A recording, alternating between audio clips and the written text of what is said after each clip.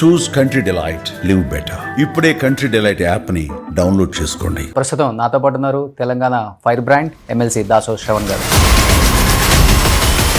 I've been following your journey. Whenever I come across your interview, I stop for a while and then watch. Thank you so much. You made a mark yourself. మీ లెక్కనే ఉంటాడు రేవంత్ రెడ్డి గారు కూడా. Hair style మీదే, గడ్డం మీ స్టైలే ఉంటది, కొంచెం మీ మూతి మీసగట్టు ఫేస్ కట్ అంతా ఆయన లెక్కనే ఉంది కాబట్టి రేవంత్ రెడ్డి బయోపిక్ తీసి నన్ను ఏమైనా యాక్ట్ చేపిస్తారా అయింది. చేసినా చేయొచ్చు. మీదే పాత్ర దాంట్లో? నాకు వదిలేండి సార్. ఫాదర్ రోల్ చేయాలి. ఇన్ని తెలిసిన వ్యక్తి పూటకో కండవ ఎలా మార్చుకోవాలనిపించింది సార్? పిఆర్పి, టిఆర్ఎస్, కాంగ్రెస్, బీజేపీ, మళ్ళీ బీఆర్ఎస్ ఉన్న పార్టీలన్నీ మారిన వ్యక్తి ఎవరైనా ఉన్నారంటే తెలంగాణలో అది దాసోజు శ్రవణ్. వై నాకు అంత ఉన్నత స్థానం ఇచ్చేస్తున్నారు, మరి రేవంత్ రెడ్డి ఎక్కడ పోవాలా? రేవంత్ రెడ్డి కూడా 6 పార్టీలు మారింది. రేవంత్ రెడ్డి గారు ఆయన రకరకాలుగా మాట్లాడింది ఇదే బీఆర్ఎస్ పార్టీ. సిగ్గు లేకుండా ఇంకా మాట్లాడతాడు రేవంత్ రెడ్డి. ఈసారి 100 గెలుస్తాడట, 100. అందుకే నేను చెప్పిన 100 నీ బొందనా అని చెప్పిన. రేవంత్ రెడ్డి గారు మై హోమ్ భుజా అపార్ట్మెంట్ కి రాత్రి 2 గంటలకు పోయి ఏ హీరోయిన్ దగ్గరికి నువ్వు పోతున్నావు అనేది మొత్తం అందరికి కూడా తెలుసు. ఇక్కడ లాంగ్వేజ్ ముఖ్యం కాదు, తెలంగాణ ప్రజల గొంతుకుకి ఆన్సర్ చెప్పే కెపాసిటీ ఆ వ్యక్తికి ఉందని నమ్మే ఆయనను మీరు గొంతుక అన్నారు, ఆయన గొంతులు వస్తున్నాడు ఇవాళ. నేను పోయి ఢిల్లీ పోయి పైసలు అడుగుదానికి పోతే నన్ను బ్యాంక్ వాళ్ళు చెప్పుల దొంగ చూసినట్టు చూస్తున్నారు. నాకు కండ కోసుకున్నా కానీ 1 రూపాయి పుట్టదు అని చెప్పని ఆయనే చెప్పుకున్న తర్వాత నన్ను కోసినా కూడా 18,500 కోట్ల రూపాయల కంటే ఎక్కువ ఆదాయం లేదు. ఏం చేస్తారు ఆయన? What is the value of that chair that is sitting? You tell me. Where is KCR గారు అంటే ఏం చెప్తారు అసలుకి? He knows when to talk, when not to talk. Press మీట్లు పెట్టినప్పుడు కేటీఆర్ గారు కావచ్చు, రేవంత్ రెడ్డి కావచ్చు, చెప్పాలంటే ఒక ఫ్యామిలీ కూడా కూర్చొని చూసే ప్రెస్ మీట్లు కాదు. పంచెలు కొడతా అంటేనే తప్పైంది అలా కాంగ్రెస్ కు. లాగులలో తొండలేస్తా అంటున్నాడు రేవంత్ రెడ్డి. మీరేం తక్కువ తిన్నారా సార్? ఈ ఛాలెంజ్ని ఎలా తీసుకుంటున్నారు అసలు? కేటీఆర్ అయినా కేసీఆర్ అయినా రకరకాల దోపిడీలకి వీళ్ళు ముందుండి నడిపించిన సూత్రధారులు వీళ్ళే కాబట్టి వీళ్ళిద్దరిని జైలుకి పంపించాలనేది వీళ్ళ మెయిన్ ఎజెండా. నవరంధ్రాల్లో ఉన్న ఎనర్జీ అంతా కేసీఆర్ పట్ల వ్యతిరేకత, కేటీఆర్ పట్ల వ్యతిరేకతతో నువ్వు రాష్ట్రాల్లో phone tapping is a fraudulent case అండి. నిజంగా జరగలేదు సార్. సమంత ఫోన్ ట్యాప్ అయింది, రకుల్ ప్రీత్ సింగ్ ఫోన్ ట్యాప్ అయింది, లేకపోతే రోషన్ ఫోన్ ట్యాప్ అయింది అని చెప్పని పేపర్లలో, టీవీలలో బ్రేకింగ్లు ఇచ్చి క్యారెక్టర్ అసాసినేషన్ కోసం ఒక కోల్డ్ వార్ అనేది అన్నా చెల్లెలకు నడుస్తుంది అనే దానికి ఏం చెప్తారు? KCR always is a straight fighter. కూతురుని అడ్డం పెట్టో లేకపోతే ఇంకొకరిని అడ్డం పెట్టో రాజకీయం. మీరు అంటున్నారు కొడుకో కూతురును అడ్డం పెట్టుకుని రాజకీయం చేసే అంత వ్యక్తి కాదు కేసీఆర్ అంటున్నారు. ఫామ్ హౌస్ది రకరకాలుగా మాట్లాడుకుంటారు బాలరాజ్ గారు. దానికి కర్త కర్మ మొత్తం మీరే. నేను ఒక పాత్రధారుణ్ణి అని చెప్పడం జరిగింది. సూత్రధారి ఎవరు మరి? సూత్రధారి ఖచ్చితంగా కేసీఆర్ గారే కదా. కేసీఆర్ గారు చెప్పినందుకే కదా నేను వెళ్ళింది. పువ్వల బాలరాజు ఒక ఎమ్మెల్యే స్థాయి లాంటి వ్యక్తిని పట్టుకుని రాజకీయం చేసిన వ్యక్తి కూతురు కొడుకుని పెట్టుకుని రాజకీయం చేయరు.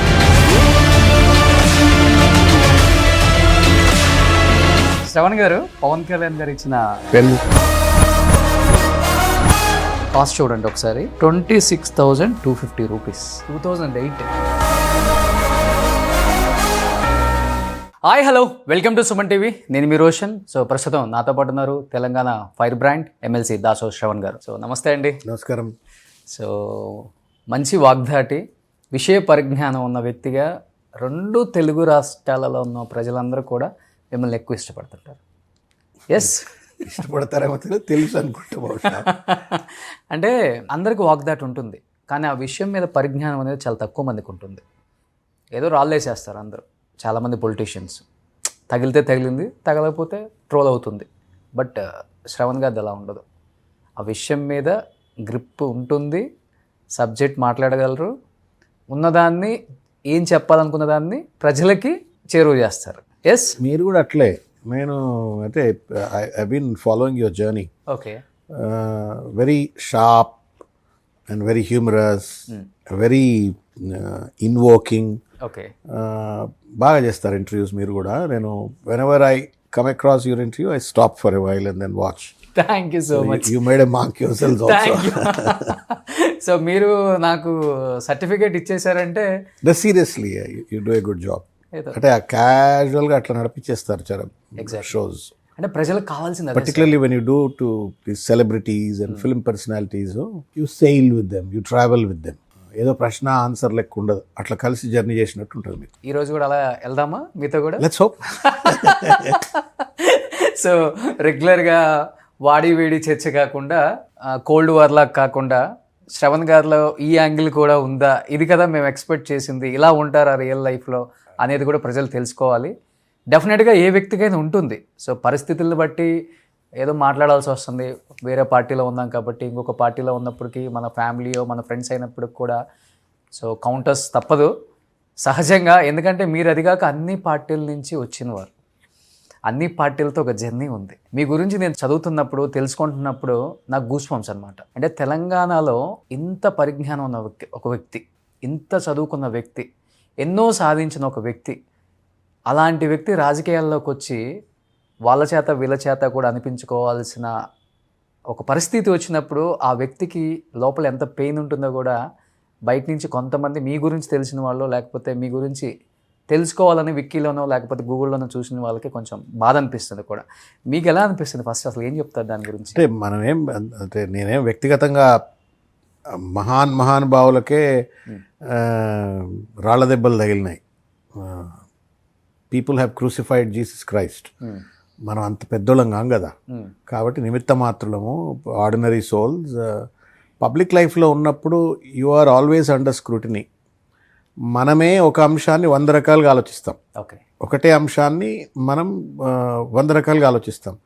మరి ఇన్ని కోట్ల మంది ప్రజలు, ఇన్ని లక్షల మంది ప్రజలు, why would they think the way we want them to think? They don't. Okay. So ఇంకొకటి పబ్లిక్ లైఫ్లో ఉన్నప్పుడు ఈ రాళ్ళు తప్పవు, ఆ రాళ్లను పూలు అనుకోవాలి అంతే. అట్లా అనుకుంటేనే పాలిటిక్స్లో ఉండాలా, లేకుంటే ఉండలేం. ఓకే. ఇంత ఇంత ఇంత బాగా చదువుకున్నారు, పిహెచ్డి, విద్యార్థి దశలో చాలా యాక్టివ్గా ఉంటారు, గొప్ప గొప్ప సమస్యల్లో గొప్ప పొజిషన్లో ఉన్నారు. ఇన్ని తెలిసిన వ్యక్తి పూటకో కండవ ఎలా మార్చుకోవాలనిపించింది సార్? అంటే ప్రజలు దాన్ని కూడా తప్పు పట్టలేదు, కానీ మీకు ఒక మనస్సాక్షి ఉంటుంది కదా, దానికి మీరు డెఫినెట్గా ఆన్సర్ చెప్పుకోవాలి, బయటవాడికి చెప్పపోయినా కానీ. పిఆర్పి, టిఆర్ఎస్, కాంగ్రెస్, బీజేపీ, మళ్ళీ బీఆర్ఎస్, కరెక్ట్ కరెక్ట్. ఉన్న పార్టీలన్నీ మారిన వ్యక్తి ఎవరైనా ఉన్నారంటే తెలంగాణలో అది దాసోజు శ్రవణ్. ఎందుకు? వై? మీరు you are discounting Revanth Reddy. నాకు అంత ఉన్నత స్థానం ఇచ్చేస్తున్నారు, మరి రేవంత్ రెడ్డి ఎక్కడ పోవాలా? రేవంత్ రెడ్డి కూడా 6 పార్టీలు మారిండు. మీరు అంత పెద్ద ఉన్నత స్థానం తెలంగాణలో నాకే ఇస్తే మరి రేవంత్ రెడ్డికి ఏమి ఇస్తారు? ఆయన నాకంటే ఎక్కువ పార్టీలు ఆయన కూడా మారినాడు. బీజేపీ మారలేదు కదా. ఎవరు? బీజేపీకి ఆయన కోవర్ట్గా ఫస్ట్ ఏబీవీపీ, ఆర్ఎస్ఎస్, తర్వాత ఏబీవీపీ, తర్వాత కొంత బీజేపీతో అంటగాయిండు, తర్వాత టీఆర్ఎస్లోకి వచ్చిండు, టీఆర్ఎస్ నుంచి తెలుగుదేశం పోయిండు, తెలుగుదేశం నుండి మళ్ళీ బీజేపీకి పోవాలని ప్రయత్నం చేసిండు, వర్కౌట్ కాలేదు, కాంగ్రెస్కి వచ్చిండు, రేపు ఏడుంటాడో తెలియదు. మీరు నన్ను ఒక్కడే తీసుకెళ్ళి అంత పెద్ద కుర్చీలో కూర్చోబెట్టి నేనే నెంబర్ 1 షిఫ్టింగ్ ద పార్టీస్ అంటే you are insulting Revanth Reddy. Please don't do that. So మీరు ఆయనతో కంపేర్ చేసుకుంటున్నారు? Not compare, joking. అంటే సరే, that a part. See, for a person like me, నాలాంటి వాడికి, నేను ఒక మోడరేట్ మోస్ట్ బ్యాక్వర్డ్ క్లాసెస్లోకి వెళ్ళి వచ్చినటువంటి వాడిని. And I'm a first generation graduate in my family, and I'm a first generation politician in my family. మా వర్గాలకు వెళ్ళి వచ్చిన వాళ్ళు రాజకీయాల్లో రావడమే కష్టం, వచ్చినోడు నిలదొక్కుకోవడం ఇంకా కష్టం, నిలదొక్కున్న తర్వాత ముందు వరుసకు రావడం ఇక అసలుకి ఇంపాసిబుల్. సో విద్యార్థి దశలో యాక్టివ్గా ఉన్నప్పటికీ, తదనంతరం కొంత పొలిటికల్ ఇష్యూ అదంతా ఉన్నప్పటికీ కూడా, so I got in to academics, industry, అదంతా.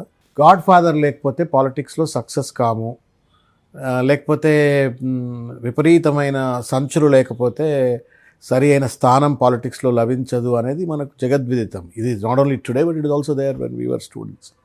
సో డైరెక్ట్గా స్టూడెంట్ లైఫ్ నుండి పాలిటిక్స్లోకి పోకుండా అట్లా డిఫరెంట్ జర్నీ జరిగింది. పవన్ కళ్యాణ్ రూపంలో I join Praja Rajyam party. Praja Rajyam తెలంగాణకు వ్యతిరేకం తీసుకున్న తర్వాత నేను ఆ పార్టీలో ఉంటే నా ప్రజలకు నేను అన్యాయం చేసినట్టు అవుతాను. So I took A call to join KCR గారితో నేను తెలంగాణ ఉద్యమంలో పనిచేయాలని వచ్చినాను. ఒకవేళ నేను అట్లాగే ప్రజారాజ్యం పార్టీలో ఉంటే అప్పుడే నేను అవకాశవాదిగా ఉండుంటే, నా ప్రజలకు సంబంధం లేదు, నా తెలంగాణ గడ్డకు సంబంధం లేదని నా స్వార్థం నేను చూసుకుంటే అప్పుడే ఎమ్మెల్సీ అవుతుంటే. 2010లో కాంగ్రెస్లో పిఆర్పి మెర్జర్లో I would become an MLC then. Okay. I'm talking 2010, ఇవాళ 2025, అంటే 15 ఏళ్ల కింద అయ్యి ఉండేవాడు. సో మరి అది పార్టీ మారుడు తప్ప అంటే I leave it your wisdom. 2014లో నేను మారినాను. I changed. తెలంగాణ వచ్చింది, ఉద్యమంలో కీలకంగా పనిచేసినాం, అన్నీ వదులుకొని తెలంగాణ ఉద్యమంలో పనిచేశాను. వచ్చిన తర్వాత పార్టీ మారాను. నాకు ఆ రోజు నేను కంటెస్ట్ చేస్తా అనుకున్నా, అప్పుడు పార్టీ నన్ను కంటెస్టింగ్కు కన్సిడర్ చేయలేదు. చేయకపోవడంతో కొంత నొచ్చుకొని నేను సరే నన్ను మీరు ఫీల్డ్లో పెడతలేరు కాబట్టి నేను let me walk my path అని పార్టీ మారాను. కాంగ్రెస్లో జరిగింది నక్షత్రకుడి లెక్క రేవంత్ రెడ్డి వచ్చాడు. We built brick by brick Congress party. 2014లో మేము కాంగ్రెస్లో ఉన్నప్పుడు గాంధీ భవన్లో 2-3 ఉండేవాళ్ళం. అద్దంకి దయాకర్ గారు, ఇప్పుడు ఎమ్మెల్సీ అయిన నేను, అక్కడ పిఆర్ఓ ఉంటాడు హరిప్రసాద్ అని, ఎవరు తర్వాత కొద్ది రోజుల తర్వాత బెల్లయ్య నాయకు, కత్తి వెంకటస్వామి, ఇట్లా కొంతమంది మేము జాయిన్ అయినాం, కైలాష్ అని. ఎవరు కూడా పార్టీ ఆఫీస్ కూడా రాకపోయేవాళ్ళం. అట్లా మేము పార్టీని మోస్తూ పనిచేసాము. చీమలు పెట్టిన పుట్టలో పాములు వచ్చినట్టుగా అన్నట్టుగా సడన్గా రేవంత్ రెడ్డి గారు వచ్చేసినారు. వచ్చిన తర్వాత నువ్వు ఇక్కడ ఉండొద్దు, నువ్వు అక్కడ ఉండాలి, నువ్వు పోటీ చేయొద్దు, నువ్వు పోటీకి పనికిరావు అని ఏదైతే మానసిక ఒత్తిడి క్రియేట్ చేయటము. నేను 18లో ఎమ్మెల్యే చేశాను. మానసిక ఒత్తిడికి చాలా చేశాను, నిజంగా చాలా చేశాను. సో దాంతో ఆ సఫకేషన్ అంటాం కదా, ఆ సఫకేషన్ నుండి బయటకు వచ్చి సరే బీజేపీ ఒక 1 month it was not a compatible environment for me. Then I had to come to TRS which is my own party. నేను కేసీఆర్ గారిని చూసి ఇన్స్పైర్ అయ్యి తెలంగాణ ఉద్యమంలో, చిరంజీవి గారు నాకు సన్నిహితులు, కళ్యాణ్ గారు సన్నిహితులు, అల్లు అరవింద్ గారు సన్నిహితులు. ఆ రోజుల్లో I think one man who was very close to all the members of the family. అప్పుడు చిరంజీవి గారి ఫ్యామిలీలో చిరంజీవి గారు, అరవింద్ గారు, నాగబాబు గారు, కళ్యాణ్ గారు, అందరితో సన్నిహితమైన సంబంధాలు ఉన్న వ్యక్తి నేను. కీ రోల్ పోషించింది ఎవరు సార్ పిఆర్పిలో? పతనానికి కావచ్చు, లేకపోతే ప్రజలు మాట్లాడుకునే రకరకాల సీట్లు అమ్మేసుకున్నారు, అదంతా ఫ్రాడ్ అండి. ఇప్పుడు అది ఫ్రాడ్. అది నేను I don't want to get in to the dynamics of elections, dynamics of how tickets are given. What has been done in every political party has been done there. నాకు Secunderabad parliament ఇచ్చినారు, నా దగ్గర తూటి పైసలు తీసుకోలే కదా. Likewise there are several people. ఆయన ఒక experiment చేసినాడు చిరంజీవి గారు. సామాజిక న్యాయం అనేది ఒక పెద్ద రాజకీయ ప్రయోగం. ఇవాళ కాదు, 2009లో నేను చెప్పేది మీకు. First time in the country Rahul Gandhi ఇవాళ మాట్లాడుతున్నాడు సోషల్ జస్టిస్ గురించి. చిరంజీవి గారు 2008లో సోషల్ జస్టిస్ గురించి మాట్లాడినారు. సామాజిక న్యాయం, సామాజిక తెలంగాణ. సరే, సామాజిక తెలంగాణ నుంచి వెనక్కి పోయిన పక్కకు పెడదాం. Social justice is an experiment, political experiment by him. What remained in the constitution, రాజ్యాంగంలో ఒక పదంగా మిగిలినటువంటి ఒక దాన్ని ఒక పొలిటికల్ ఎజెండాగా, ఒక రాజకీయ నినాదంగా, ఒక రాజకీయ పార్టీ గమ్యంగా, గోల్గా దాన్ని మార్చి 100 టికెట్లు ఆ రోజు బీసీలకు ఇచ్చినాడు ఆయన. 100 టికెట్స్. ఎవరు అంత ధైర్యం చేసి ఇవాటికి కూడా ఇచ్చే పరిస్థితిలో లేరు, అంత ఇచ్చినాడు. తర్వాత ఓపెన్ కేటగిరీలలో గిరిజనులకు సీట్లు ఇచ్చి పోటీ చేయించినాడు, దళితులకు సీట్లు ఇచ్చి పోటీ చేయించినాడు. ఈ మేడ్ అన్ ఎక్స్పెరిమెంట్. ప్రజలు ఆదరించినారు. దాదాపు అప్పుడు మనకు 18% ఓట్స్ ఏదో వచ్చినాయి, 18 సీట్స్ వచ్చినాయి, 18% ఓట్స్ వచ్చినాయి. It's remarkable. సరే, ఎన్టీ రామారావు గారు లెక్క 9 నెలలు ఆయన ముఖ్యమంత్రి కాకపోయినప్పటికీ కూడా ఆయన ఎత్తుకున్నటువంటి ఒక నినాదం భారతదేశ రాజకీయాలను పూర్తిగా మార్చివేసేటువంటి ఒక సబ్బండ, అణగదొక్కబడ్డ వర్గాలకు రాజకీయ సాధికారత ఇచ్చే ఒక పవర్ఫుల్ ఎజెండా. ఆ ఎజెండాను ఆయన ఎత్తుకున్నాడు. People have partially welcomed him. ఆయన అట్లే ఉండుంటే ఆయన he would have been a chief minister అండి. మళ్ళీ ఆయన 100% చీఫ్ మినిస్టర్ అయ్యేవాడు. ఆయనకు సరే, I don't want to say resilience ఉందా లేదా అనలేను, కానీ he found entertainment industry more appealing to him than the political industries. అటు వెళ్ళిపోయినారు, పాలిటిక్స్ అటు వెళ్ళిపోయినారు. అయితే coming back to your question, మీరు అడిగిన ప్రశ్నకు పార్టీలు, నేను ఎన్ని పార్టీలు మారినా నేను ఏ పార్టీ ద్వారా లబ్ధి పొందలేదు. ఒకటి. నెంబర్ 2, నేను నా జీవితాన్ని నేను ఫడంగా పెట్టి నేను పాలిటిక్స్లోకి వచ్చినాను. మా తాత ముత్తాతలు ఏమి ఆస్తులు సంపాదించి భూములు సంపాదించలే, లేదు నా ఫ్యాక్టరీలో, నా కాంట్రాక్ట్లో, నా రియల్ ఎస్టేట్ దందానో కాపాడుకోవడం కోసం నేను రాజకీయాల్లోకి రాలా.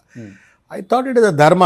మనం అందరం వన్ ఫైన్ డే మీరు నేను ఈ కార్యక్రమం చూసి అందరం మట్టిలో పోతాం, భూమిలో కలిసిపోతాము, లేకపోతే మంటల్లో కట్టెల్లో పెట్టి తగలబెట్టేస్తారు. But then there was some desire in me, ఇది మనం సమాజానికి ఏదో సేవ చేయాలా, వీ నీడ్ టు కంట్రిబ్యూట్, 10 మంది జీవితాల్లో వెలుగులు నింపితేనే ఆ జీవితానికి పరమార్థం అన్నటువంటి ఒక బలమైనటువంటి ఒక సంకల్పంతో నేను పాలిటిక్స్లోకి వచ్చినవాడిని. ఈ మొత్తంలో కూడా మీరు చూడండి, PRP opposition party, TRS I was in opposition, Congress I was in opposition, now BRS I'm in opposition, so I'm the voice of the opposition.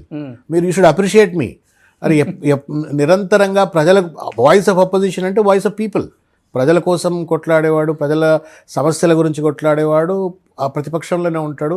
అది ఇప్పుడు చూస్తున్నా కదా, నిన్నటిదాకా మాతోటే ఉన్నారు కాంగ్రెస్ వాళ్ళు, మేమంతా కలిసి పనిచేసినాం కదా. ఇప్పుడు ఒక్కొక్కరు మంత్రులు అయిన తర్వాత అంత పోతరాజులు అయిపోయినారు, మంత్రులు అయిపోయి పెద్ద పెద్ద అధికారం రాగానే ఒక ఓరా వచ్చేసింది, మనుషుల బిహేవియర్ మారిపోయింది, మాట్లాడే పద్ధతి మారిపోయింది, ప్రజల సమస్యలను ప్రతిపక్షంలో ఉన్నప్పుడు రెస్పాండ్ అయిన తీరు వేరు, ఇప్పుడు 20 నెలల్లో అధికారంలో కూర్చొని వాళ్ళు రెస్పాండ్ అవుతున్న తీరు వేరు, ఆ carelessness. So God gave me an opportunity. నువ్వు 18 ఏళ్ల నీ జర్నీలో నువ్వు మంచిగా ప్రజల గొంతుకుగా ఉన్నావు, అట్లనే నన్ను కొనసాగించినాడు. చాలామంది 2 ఏళ్ళు 3 ఏళ్ళు 4 ఏళ్ళు 5 ఏళ్ళు వదిలిపెట్టి వెళ్ళిపోతారు. నేను but 18 years I continue to be limitedly, నా గొంతేం పెద్దదని నేను అంటలేను, విన్ ద లిమిటెడ్ కెపాసిటీ. నేను తెలంగాణ ఉద్యమంలో పనిచేసిన, తెలంగాణ సాధనకు తోడ్పడ్డా, తర్వాత అనేక ప్రజా ఉద్యమాలలో ప్రజల హక్కుల కోసం పోరాటంలో ఈ గొంతు ఉపయోగపడింది. So why don't I take it as a pride. అంటే కొంచెం అనిపిస్తుంటుంది కదా, ఇప్పుడు 18-19 సంవత్సరాల రాజకీయ జర్నీ, మీరు రేవంత్ రెడ్డి గారు చెప్పాలంటే మంచి స్నేహితులు. అంటే ఆయన మీకు ఏం హామ్ చేశారో నాకైతే తెలియదు, తర్వాత చూద్దాం. కానీ తిప్పి కొడితే 18-20 సంవత్సరాల తర్వాత చీఫ్ మినిస్టర్ ఆఫ్ తెలంగాణ అయ్యారు. ఆ 18-19 సంవత్సరాల తర్వాత మీకు ఇప్పుడు ఎమ్మెల్సీ అనేది ఒక చిన్న పదవి ఊరించింది, అంతవరకే. ఆయన రకరకాలుగా మాట్లాడింది, ఇదే బీఆర్ఎస్ పార్టీ, ఇంగ్లీష్ రాదు, హిందీ రాదు, లాంగ్వేజ్ మీద పట్టు లేదు, ఇలాంటి వాడు తెలంగాణకు సీఎం అయ్యారు. ఈడ లాంగ్వేజ్ ముఖ్యం కాదు, తెలంగాణ ప్రజల గొంతుకుకి ఆన్సర్ చెప్పే కెపాసిటీ ఆ వ్యక్తికి ఉందని నమ్మే, సరే అది ఏమన్నా అనుకోండి, మీరు దొంగ హామీలు అంటారో ఇంకొకటి ఏదో చెప్తారు, దీనికి ఆన్సర్ నేను కాదని చెప్పను. కానీ తన ఉనికి తాను చాటుకున్నాడు తెలంగాణలో. అది చూసినప్పుడు కొంచెం జెలస్గా ఫీల్ అవటం, గిల్టీగా ఫీల్ అవటం, ఇలాంటి వ్యక్తిని అనవసరంగా మనం మాట్లాడామని ఫీల్ అవటం, ఇలాంటి సందర్భాలు చాలానే ఉన్నాయి. Revanth Reddy is an accident to Telangana. Even today ఆయనను ప్రజలు ముఖ్యమంత్రిగా ఎంచుకోవడం ప్రజలు ఒక పెద్ద ప్రమాదాన్ని కొని తెచ్చుకున్నట్టే. అది మనం అందరం, ఆల్ ఆఫ్ అస్, ఎవరైతే ఓట్లు వేసి ఉంటామో. ఆయనను మీరు గొంతుక అన్నారు, ఆయన గొంతులు కోస్తున్నాడు. ఇవాళ ముఖ్యమంత్రి కుర్చీలో కూర్చొని గొంతులు కోస్తూ ఉన్నాడు. డిఫ్లేషన్ ఆఫ్ ఎకానమీ అండి. Telangana highest prosperous state in the country, now is regressive deflation of economy. ఎక్కడన్నా విన్నామా? బర్కత్ లేదు. మీరు అడగండి మీ కెమెరా సోదరులను, లేకపోతే ఈ కార్యక్రమాన్ని చూసేవాళ్ళు అడగండి. 20 నెలల్లో, అప్పుడు అంతకుముందు జేబులలో 10 రూపాయలు ఉంటుండే, అందరి దగ్గర 10 రూపాయలు. హాస్పిటల్ పోవాలన్నా, హోటల్ పోవాలన్నా, ఇంకో దగ్గర పోవాలన్నా 10 రూపాయలు డబ్బులు ఉంటుండే. ఎకానమీని కొలాప్స్ చేసి పడేసినాడు, ఇచ్చిన వాగ్దాలు అమలు చేయట్లేడు. కాబట్టి ఆయన గురించి ఎక్కువ. ఎకనామీ అంటే ఏంటి సార్? తెలంగాణలో, హైదరాబాద్లో కొంచెం రియల్ ఎస్టేట్ తప్పితే తెలంగాణలో ఏంటి అసలు? రేవంత్ రెడ్డి వల్ల ఈ హాని జరిగిపోయింది. హెయిర్ కట్ ఎక్కడ చేసుకుంటారో నాకు తెలియదు.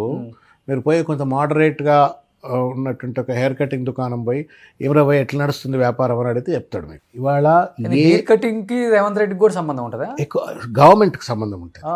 స్పెండింగ్ కెపాసిటీ అంటాం మనం, కన్జంప్షన్ అంటాం కదా. ప్రతి దగ్గర కూడా ప్రజలు స్పెండింగ్ కెపాసిటీ తగ్గిపోయింది. డబ్బులు లేవు చేతులు. మీ దగ్గర ఉండొచ్చు, మీరు కొంత సెలబ్రిటీలు అంతా, మీరు పెద్ద పెద్ద వాళ్ళు కాబట్టి మీరు అంతా కొంత మీ దగ్గర, మీలాంటి వాళ్ళ దగ్గర ఉండొచ్చు. దగ్గర కన్నా ఎక్కువైతే లేవు నా దగ్గర. అది నా దగ్గర ఏముందో మీకు తెలియదు కదా, నా దగ్గర ఏముందో మీకు తెలియదు కదా. లావిష్ విల్లా ఉంది, అది దానికేం. కేసీఆర్ గారి ఫోటో ఉంది. కేసీఆర్ గారి ఫోటో ఉంటే డబ్బులు వస్తాయా పాపం? ఫ్యాక్ట్ ఏంటి అంటే, జోక్స్ అపార్ట్, ఇవాళ ప్రజలు పడుతున్నటువంటి ఒక బాధలు, ప్రజలకు ఉన్నటువంటి ఒక సమస్యలు, జూబ్లీ హిల్స్, బంజారా హిల్స్లో ఉన్నటువంటి ఒక కొంతమందికి అర్థం కాకపోవచ్చు. I empathise with them or sympathise with them. కానీ ఇవాళ మెజారిటీ ప్రజలకు ఇవాళ there is a serious financial crisis. ఒకానొక సందర్భం ఇవాళ మీకు మనం సిఏజీ రిపోర్ట్స్ అని అంటాము. సిఏజీ రిపోర్ట్స్ చూస్తే కళ్ళలో రక్తం వస్తుంది. ఎందుకు? ఒకప్పుడు అద్భుతంగా ఆర్థికంగా రెవెన్యూ రిసిప్ట్స్ ఉన్నటువంటి ఒక రాష్ట్రం ఇవాళ రెవెన్యూ రిసిప్ట్స్ లేవు. ఫైనాన్షియల్ డిఫ్లేషన్ మీరు చూసినారా? నిన్న సెక్రటేరియట్లో కాంట్రాక్టర్లు అందరూ వెళ్ళి ధర్నా చేస్తున్నారు, చూసినారా? రిటైర్డ్ ఉద్యోగస్తులు కోర్టులోకి వెళ్తే తప్ప, కోర్టు ఆర్డర్ ఇస్తే తప్ప వాళ్ళ సూపర్ యాన్యుయేషన్ బెనిఫిట్స్ ఇవ్వట్లేరు. There is no money.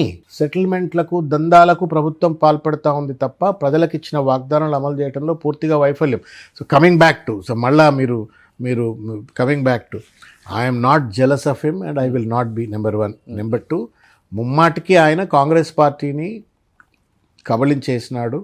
ఇవాళ రకరకాల రీతుల్లో ఢిల్లీ పెద్దలను ఇంకా మిగతా వాళ్ళందరినీ కూడా ఆయన గుప్పెట్లో పెట్టుకున్నాడు, ఇంకో రకంగా. సో ఆయన నడిపిస్తూ ఉండు. Power is not everything. Chenna Reddy ఎక్కడున్నాడు ఇవాళ? రాజశేఖర రెడ్డి ఎక్కడున్నాడు ఇవాళ? రోషయ్య గారు ఎక్కడున్నారు ఇవాళ?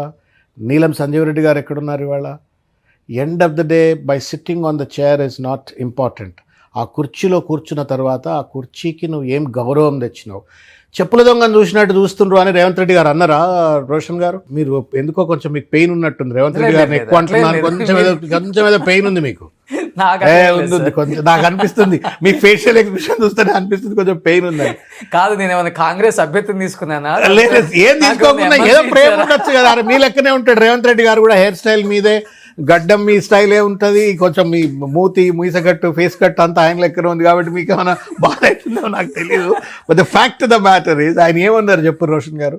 నేను ఢిల్లీకి పోయి పైసలు అడుగుదానికి పోతే నన్ను బ్యాంక్ వాళ్ళు చెప్పుల దొంగ చూసినట్టు చూస్తున్నారు, నాకు కండ కోసుకున్నా కానీ ₹1 పుట్టదు అని చెప్పని ఆయనే చెప్పుకున్న తర్వాత, what is the value of that chair that is sitting? You tell me.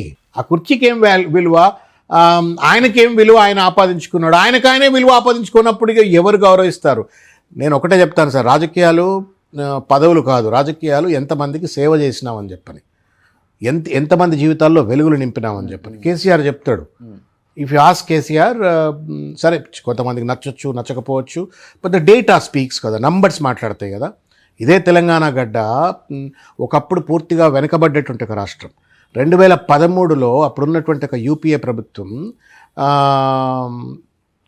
దేశంలో ఉన్నటువంటి ఒక వెనుకబడిన జిల్లాలు, మొత్తం దేశంలో ఉన్న వెనుకబడిన జిల్లాల లిస్టు తయారు చేస్తే 13 జిల్లాల్లో 9-10 జిల్లాలు మన అప్పుడు 10 డిస్ట్రిక్ట్సే కదా, ఆల్మోస్ట్ ఆల్ ద డిస్ట్రిక్ట్స్ మనకు బ్యాక్వర్డ్ బీఆర్జీఎఫ్ అని బ్యాక్వర్డ్ రీజనల్ గ్రాంట్ ఫండ్ కింద వాళ్ళు నేషనల్ వైడ్ జిల్లాలను ఐడెంటిఫై చేస్తే మొత్తం తెలంగాణ జిల్లాలని బ్యాక్వర్డ్ అని చెప్పని ఆ రోజు ఐడెంటిఫై చేయబడ్డది. అటువంటి రాష్ట్రాన్ని 1,12,000 పర్ క్యాపిటా ఇన్కమ్ ఉన్న రాష్ట్రాన్ని 10 ఏళ్లలో కేసీఆర్ గారు 3.5 లక్షల పర్ క్యాపిటా ఇన్కమ్కు తీసుకెళ్ళినారు. ఇది ఫ్యాక్ట్. ఇది ఎందుకు ప్రతిపక్ష హోదా ఉన్న కేసీఆర్ గారు గొంతు లేపట్లేదు? ఎందుకు బయటికి రావట్లేదు? ఎందుకు ప్రెస్ మీట్ పెట్టట్లేదు? ఎందుకు కాంగ్రెస్ పార్టీ మీద ఉన్న తప్పిదాలను ఎత్తి చూపట్లేదు అనే మాటకి ఏం చెప్తారు? అంటే కేటీఆర్ గారు వస్తున్నారు, హరీష్ గారు వస్తున్నారు, మీలాంటి వాళ్ళు కనపడుతున్నారు. వేర్ ఈజ్ కేసీఆర్ గారు అంటే ఏం చెప్తారు అసలు?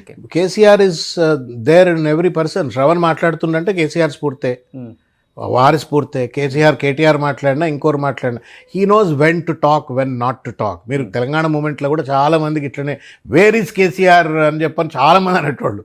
But the fact the matter is that ఆయన ఎప్పుడు మాట్లాడాలా, ఎక్కడ మాట్లాడాలా అక్కడ మాట్లాడతాడు. ఇవాళ దురదృష్టం, మీరు చెప్పండి, అనేక సమస్యలపైన అసెంబ్లీ ప్రొసీడింగ్స్ మీరు చూసుంటారని నేను అనుకుంటున్నా. కేటీఆర్, హరీష్ రావు గారు, కేటీఆర్ గారు, తర్వాత జగదీశ్వర్ రెడ్డి గారు, మధ్యలో ఈ మధ్య సివిల్ సప్లైస్ మీద మాట్లాడిన గంగుల కమలాకర్ గారు, ఇటువంటి వాళ్ళ ఆర్గ్యుమెంట్సే తట్టుకోలేకపోతా ఉన్నారు. సరి అయిన సమాధానాలు చెప్పలేకుండా జగదీశ్వర్ రెడ్డి గారిని అయితే మొత్తం సెషన్స్ వరకు సస్పెండ్ చేసి పడేసిన చరిత్ర చూసినాం. They are not able to answer KTR and Harish. So where is the question of talking to KCR? మాట్లాడతారు. ఆయన పార్టీ అధ్యక్షుడిగా, ఒక లీడర్ ఆఫ్ ది అపోజిషన్గా అపోజిషన్ని ఎట్లా నడపాలా, ప్రజల సమస్యలను ఎట్లా లేవనెత్తాలా. ఇప్పుడు ఏమంటా ఉన్నాడు రేవంత్ రెడ్డి? న్యాయం పడిపడ్డారు, మా బాబామర్దులు ఇద్దరు కలిసి న్యాయం పడిపడ్డారు అని ఒక సైడ్ ఇన్నర్ ఈ డైలాగ్ గుర్తుందా మీకు? నేను ఇప్పుడే అధికారంలోకి వచ్చినా రాకముందే నా ఎంబడి బాబామర్దులు పడ్డారు, మీద పడుతున్నారు నా మీద అని అన్నాడు. 100 సార్లు అని ఉంటాడు. అసెంబ్లీలో అన్నాడు, బయట అన్నాడు. ఇక కేసీఆర్ రాలేదని మళ్ళీ అంటా ఉన్నాడు. ఏం కాంట్రడిక్షన్ చెప్పండి? కేటీఆర్ మాట్లాడితేనేమో బాబామర్ది ఎంపరపడుతున్నాడు. ఆయన హైలైట్ చేసేది కూడా కేసీఆర్ రావట్లేదనే కదా అసలు. నేను అదే అంటా ఉన్నా. ఆయనకు పొలిటికల్ కంపల్షన్స్ ఉండొచ్చు పనికిరాని మాటలు మాట్లాడటానికి. బట్ వాదానికి సంవాదానికి కూడా సమోజ్జీలు కావాలి కదా. రేవంత్ రెడ్డి గారు ఏమైనా ఒక హేతుబద్ధమైన వ్యక్తి అయితే, నిర్ణయాలలో కనుక ఏమైనా ఒక సైంటిఫిక్ టెంపర్మెంట్ ఉంటే, ఒక ప్రోగ్రెసివ్ థింకింగ్ ఉంటే, అటువంటి ఆయనతో చర్చ చేస్తే అర్థం ఉంది.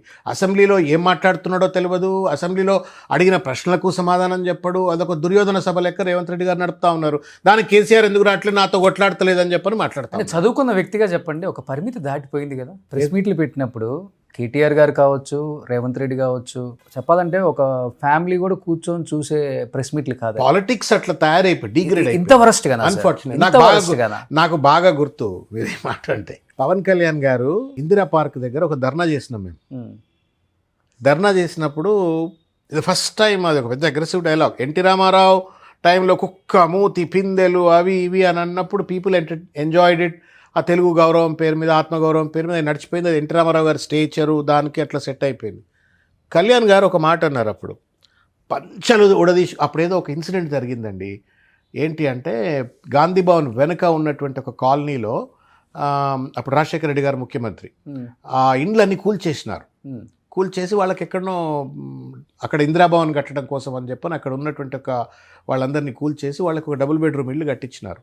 ఆ కూల్చివేతనకు నిరసనగా ఒక ఇందిరా పార్క్ దగ్గర ఒక ధర్నా అప్పుడు ప్రజారాజ్యం పార్టీ తరఫున చేస్తే కళ్యాణ్ గారు వచ్చి దాన్ని అడ్రస్ చేస్తే ఏమన్నారంటే, పంచలు ఉడదీసి కొడతాం అని అన్నాడు అనమాట. ఏమనుకుంటున్నారు, తమాషానా?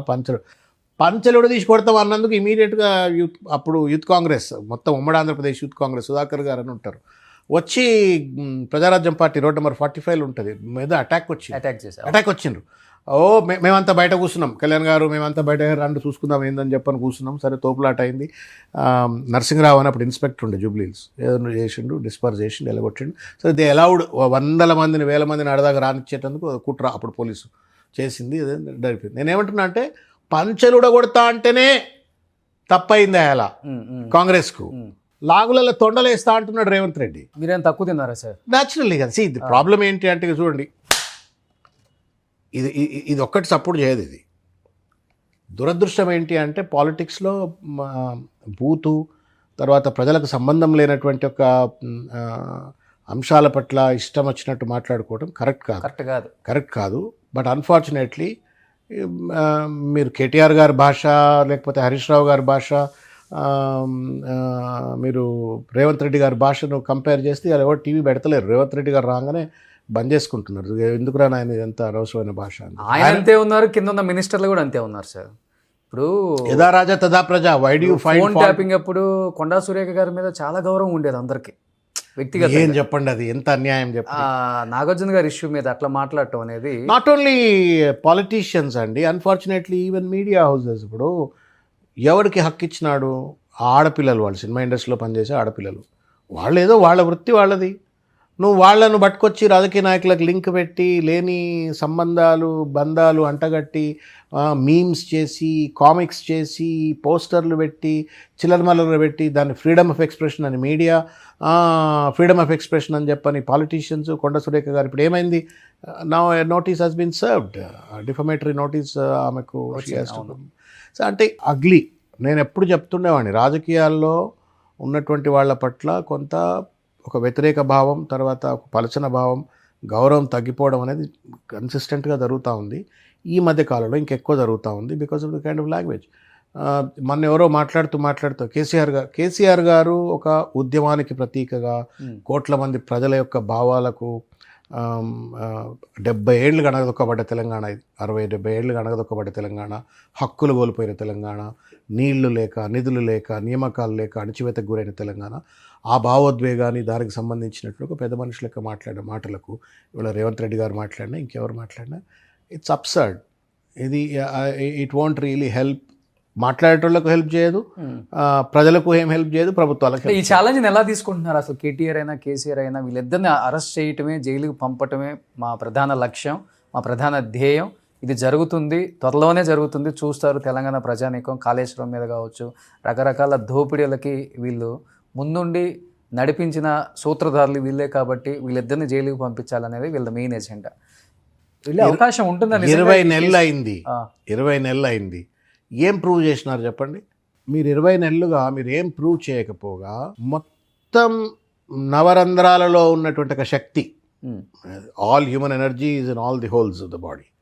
నవరంధ్రాల్లో ఉన్న ఎనర్జీ అంతా కేసీఆర్ పట్ల వ్యతిరేకత, కేటీఆర్ పట్ల వ్యతిరేకతతో నువ్వు రాష్ట్రాన్ని దివాలుకోరుతనంలోకి నెట్టేస్తూ ఉన్నావు.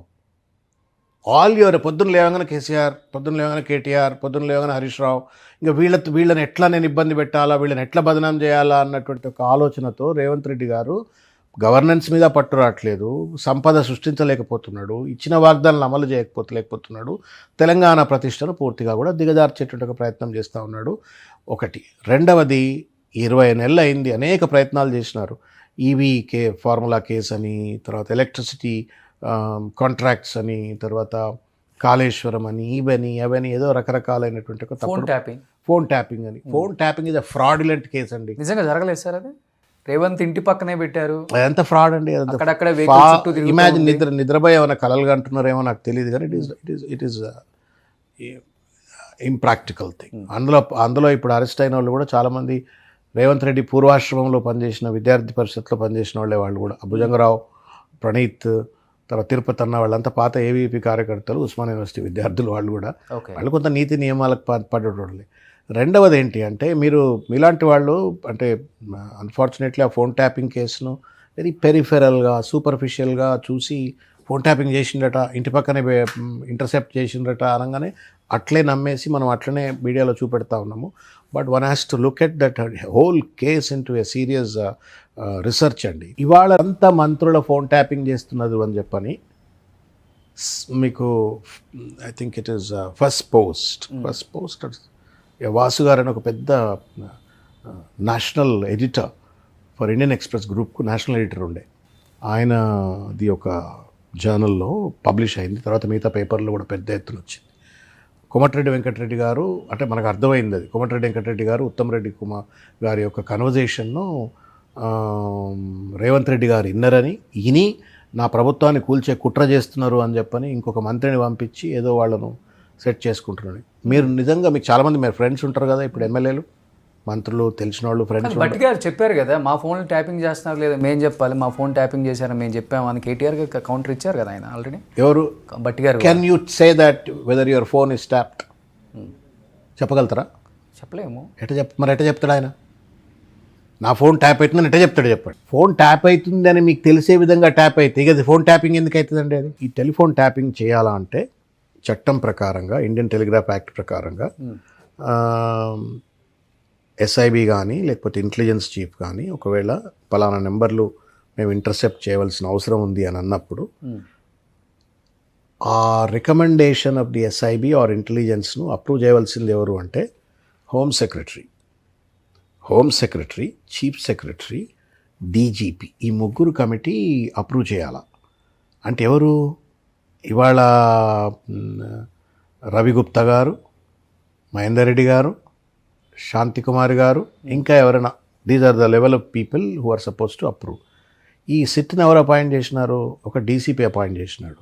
సిట్లో ఉన్నటువంటి ఒక మెంబర్లు ఎవరు? ఏసీపీ, డీసీపీ, సిఐ, ఎస్ఐలు. ఎవరిని ఇంట్రాగేట్ చేయాలా? డీజీపీని ఇంట్రాగేట్ చేయాలా, చీఫ్ సెక్రటరీని ఇంట్రాగేట్ చేయాలా, హోమ్ సెక్రటరీని ఇంట్రాగేట్ చేయాలా, which is against the line of command. అది ఫండమెంటలీ ఫ్లాడ్. నెంబర్ 1. ఇంకా చాలా ఉన్నాయి దాంట్లో. మీరు కనుక సుప్రీంకోర్టులో తిరుపతన్న మీరు చదవాలా, మీరు కొంత యువర్ ఇంటెలిజెంట్ మ్యాన్, మీరు చదువుతారు కాబట్టి మీరు తిరుపతన్నది కౌంటర్ ఫైల్ ఏం చేశారు సుప్రీంకోర్టులో, మిగతా కేసులో కౌంటర్స్ కనుక చదివినట్టయితే గ్లేరింగ్ రియాలిటీస్ బయటకు వస్తాయి. అన్ఫార్చునేట్లీ మీడియాలో రీసెర్చ్ చేసేవాడు ఎవడు లేడు ఇప్పుడు, చదివే ఓపిక లేదు. ఆ పైన హెడ్లైన్స్ సెన్సేషన్తో నడిపిస్తూ ఉన్నారు. అదొక ఫేక్ కేస్. కానీ మీరు చెప్పింది వాస్తవా సార్? కోమటిరెడ్డి గారు, ఉత్తమ్ కుమార్ రెడ్డి గారు పేపర్లో వచ్చింది. నేను ఏమంటా ఉన్నా అంటే మీరు హెడ్లైన్ చదివేది అయితే న్యాచురల్లీ కదా, what you see only that. But నేను ఇంకా లోతుగా కూడా చదివిన కాబట్టి నేను చెప్తాను. లోతుగా అంటే మీకు వాళ్ళు పరిచయం కాబట్టి లోతుగా వెళ్ళి నో నేను I'm talking to you about you're very smart question. నేను పేపర్లలో వచ్చిన దాని గురించే మాట్లాడుతున్నా. నేను దానికి లోతుగా ఇంకొక ముచ్చట కూడా ఏం చెప్తా ఉన్నా అంటే, ఈ కేసుకు సంబంధించిన విషయంలో ఇది మొత్తం కూడా ఒక fake case, fraudulent case. Fabricated documents సృష్టించి వాళ్ళు చేయని ఫోన్ ట్యాపింగ్ చేసినట్టుగా చేసిన వాటిని మీడియాకు లీకులు ఇచ్చి ఈ సమంత ఫోన్ ట్యాప్ అయింది, రకుల్ ప్రీత్ సింగ్ ఫోన్ ట్యాప్ అయింది, లేకపోతే రోషన్ ఫోన్ ట్యాప్ అయింది అని చెప్పని పేపర్లలో, టీవీలలో బ్రేకింగ్లు ఇచ్చి క్యారెక్టర్ అసాసినేషన్ కోసం ఈ ఇన్వెస్టిగేషన్ వాడుకుంటున్నారు. 2 కాంట్రడిక్టరీ టు ది సేమ్. దానికి ఇమీడియట్గా కనుక చూసినట్టయితే రేవంత్ రెడ్డి గారు కూడా ఫోన్లు ట్యాప్ చేస్తున్నారు అని చెప్పని పేపర్లో వచ్చింది. నన్ను చాలా స్మార్ట్గా ప్రశ్నించినారు మీరు రేవంత్ రెడ్డి గారు అన్నది కూడా ఇన్లే, మీరు ఢిల్లీలో అన్నారు చేస్తారండి రెగ్యులర్గా ఫోన్ ట్యాపింగ్ చేస్తారు అని అన్నాడు. నెంబర్ 1. నెంబర్ 2, రేవంత్ రెడ్డి నా ఫోన్ అయితే గత ప్రభుత్వం ట్యాప్ చేయలేదండి, చేసుంటే నాకు కూడా నోటీసులు ఇచ్చి ఉండేవాళ్ళు అన్నారు. ఓకే. రెండవది, నా ఫోన్ ట్యాప్ చేయలేదు, ట్యాప్ చేసి ఉంటే సిట్ నాకు కూడా నోటీసులు ఇచ్చి ఉండేది కదా అని చెప్పని బండి సంజయ్ మొత్తుకుంటున్నాడు కదా మన. అదే బండి సంజయ్ ఏం మొత్తుకుంటున్నాడు, సిట్టు ముందుకు రేవంత్ రెడ్డిని కూడా పిలవాలా అని చెప్పని మొత్తుకున్నాడా? రేవంత్ రెడ్డి ఏమంటున్నా, నా ఫోనే ట్యాపింగ్ కాలేదు అంటున్నాడు. మీరేమంటున్నారు, రేవంత్ రెడ్డి ఇంటి పక్కన ఇంటర్సెప్ట్ చేసిండ్రు అని అంటున్నారు. రేవంత్ రెడ్డి ఏమో నా ఫోన్ ట్యాప్ చేయలేదు, ఆయన నోట్లోకి వెళ్ళన్నారు. రోషన్ గారి నోట్లోనేమో ఇంటి పక్కన ఇంటి దగ్గర ఇంటర్సెప్టర్స్ పెట్టిండ్రు, ఏదో హ్యాక్ చేసిండ్రు అని మీరు చెప్తున్నారు. నేను రోషన్ గారిని నమ్మనా, రేవంత్ రెడ్డి గారిని నమ్మనా, మీడియా ఛానల్ని నమ్మనా, ఎవరిని నమ్మాలా? ఎవరిని కన్ఫ్యూజ్ చేయడం కోసం ఈ చిల్లర ప్రచారాలు మీడియా వాళ్ళు చేస్తూ ఉన్నారు, లేకపోతే ప్రభుత్వం చేస్తా ఉంది, మీరు చెప్పండి. రెండవది ఏంటంటే, ఫోన్ ట్యాపింగ్ జరిగి ఉంటే లెట్ డీసీపీ ఇన్ఛార్జ్ ఎవరో ఉన్నారు కదా ఇప్పుడు, డీజీపీయో డీసీపీలో ఎవరో, ఇంతవరకు ఏమైనా ప్రెస్ మీట్ పెట్టారా? పెట్టలేదు. నేను ఇన్వెస్టిగేషన్ అథారిటీ, సమంత గారి ఫోన్ ట్యాప్ అయింది, రకుల్ ప్రీత్ గారి ఫోన్ ట్యాప్ అయింది, ఇంకో పుల్లయ్య ఫోన్ అంతా ట్యాప్ అయింది, పుల్లమ్మ ఫోన్ ట్యాప్ అయింది అని చెప్పని మీడియా వాళ్ళు మీలాంటి మీడియా సంస్థలు ప్రచారం చేస్తున్నాయి. Is it not the right of the authority or right of the responsibility of the police department or investigation agency to protect the civilians dignity అండి? ఇప్పుడు మీ స్థాయిలో ఉన్న వాళ్ళే దీని గురించి ఎక్స్ప్లెనేషన్ ఇచ్చుకుంటున్నారు బయట. ఇప్పుడు కేటీఆర్ గారు లాంటి వ్యక్తి నాకు లేనిపోయిన రంకులు బొంకులు అంటగడుతున్నారని ఓపెన్గా మాట్లాడాల్సిన పరిస్థితికి వచ్చింది. అదే ఒక సెలబ్రిటీయో లేకపోతే ఇంకొక మీరు అన్నట్లుగానో బయటికి రానోడో ఇంకేముందని సూసైడ్ చేసుకొని చనిపోవటం. That is what is exactly I'm asking. నేను అదే అడుగుతున్నా. ఇక్కడే అంటున్నాను. నేను ఇక్కడేమంటున్నా, ఒకవేళ మీరు అన్నట్టుగానే కనుక ఈ ఫిలిం పర్సనాలిటీస్ ఇటువంటి వాళ్ళ ఫోన్లు ట్యాప్ అయితే, నెంబర్ 1, ఈ ట్యాప్ చేయడానికి లీగల్ అప్రూవల్ ఏమైనా తీసుకున్నారా? అంటే అప్రూవల్ ఇచ్చేది ఎవరు? DGP, home secretary and chief secretary, వీళ్ళు అప్రూవల్ ఇచ్చినారు. మరి ఇంతవరకు వీళ్ళని ఇంట్రాగేట్ చేసినట్టుగా మీకు ఏమైనా వార్తలు వచ్చారా? ఒకటి. రెండవది, లీగల్ అప్రూవల్ ఉందా లేదా? ఒకటి. రెండవది, లీగల్ అప్రూవల్ లేకుండా మీడియా వాళ్ళు కనుక లీకులతోటో పీకులతోటో వాళ్ళు ఇష్టం వచ్చినట్టు ప్రచారం చేస్తుంటే, పేపర్లలో ఇష్టం వచ్చినట్టు సోషల్ మీడియాలో ఇంకా ప్రచారం చేస్తుంటే, నేను పోలీస్ ఆఫీసర్ను, I'm the custodian of the constitution, I'm the custodian of the law and order. దానివల్ల రోషన్ గారు రేపు ఆత్మహత్య చేసుకుంటానో, లేకపోతే మీరు అన్నట్టుగానే రోషన్ గారి యొక్క ప్రతిష్ట దిగజారిపోయి వాళ్ళ కుటుంబాల్లో చిచ్చు కనుక వచ్చే పరిస్థితి ఏర్పడ్డట్టయితే కాపాడే బాధ్యత ఒక పోలీస్ ఆఫీసర్గా నా పైన ఉంటుందా? ప్రభుత్వం నా పైన ఉంటుందా? ఉండదా? మరి ఎందుకు పోలీస్ కానీ లేకపోతే ప్రభుత్వం కానీ సమంత గారి పేరుందంటే బయటకు వచ్చి చెప్పు, లేదు అంటే బయటకు వచ్చి చెప్పు. మరే why are you allowing a malafide campaign to go on and on and on on?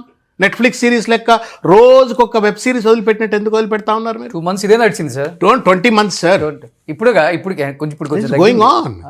అది కాన్స్టిట్యూట్ అయినప్పటి నుండి ఇప్పటి వరకు కూడా అంటే గవర్నమెంట్ చట్టానికి లోబడి కాన్స్టిట్యూషనల్ మొరాలిటీ అని అంటాం మనం, రాజ్యాంగపరమైనటువంటి యొక్క నీతి నిజాయితీ విలువలతో ప్రభుత్వాలు నడవాలా. వాళ్ళ మీద బట్టగాల్చి మీద వేస్తూ ఉంటే మనం మంచిగా ఎంజాయ్ చేస్తున్నాం. ఇన్ని విధాలుగా ఒకవైపున పార్టీ, ఒకవైపు కుటుంబం రకరకాల సతమతంగా పడుతున్న టైంలో ఒక్కసారిగా కవిత గారు బయటకు వచ్చేసి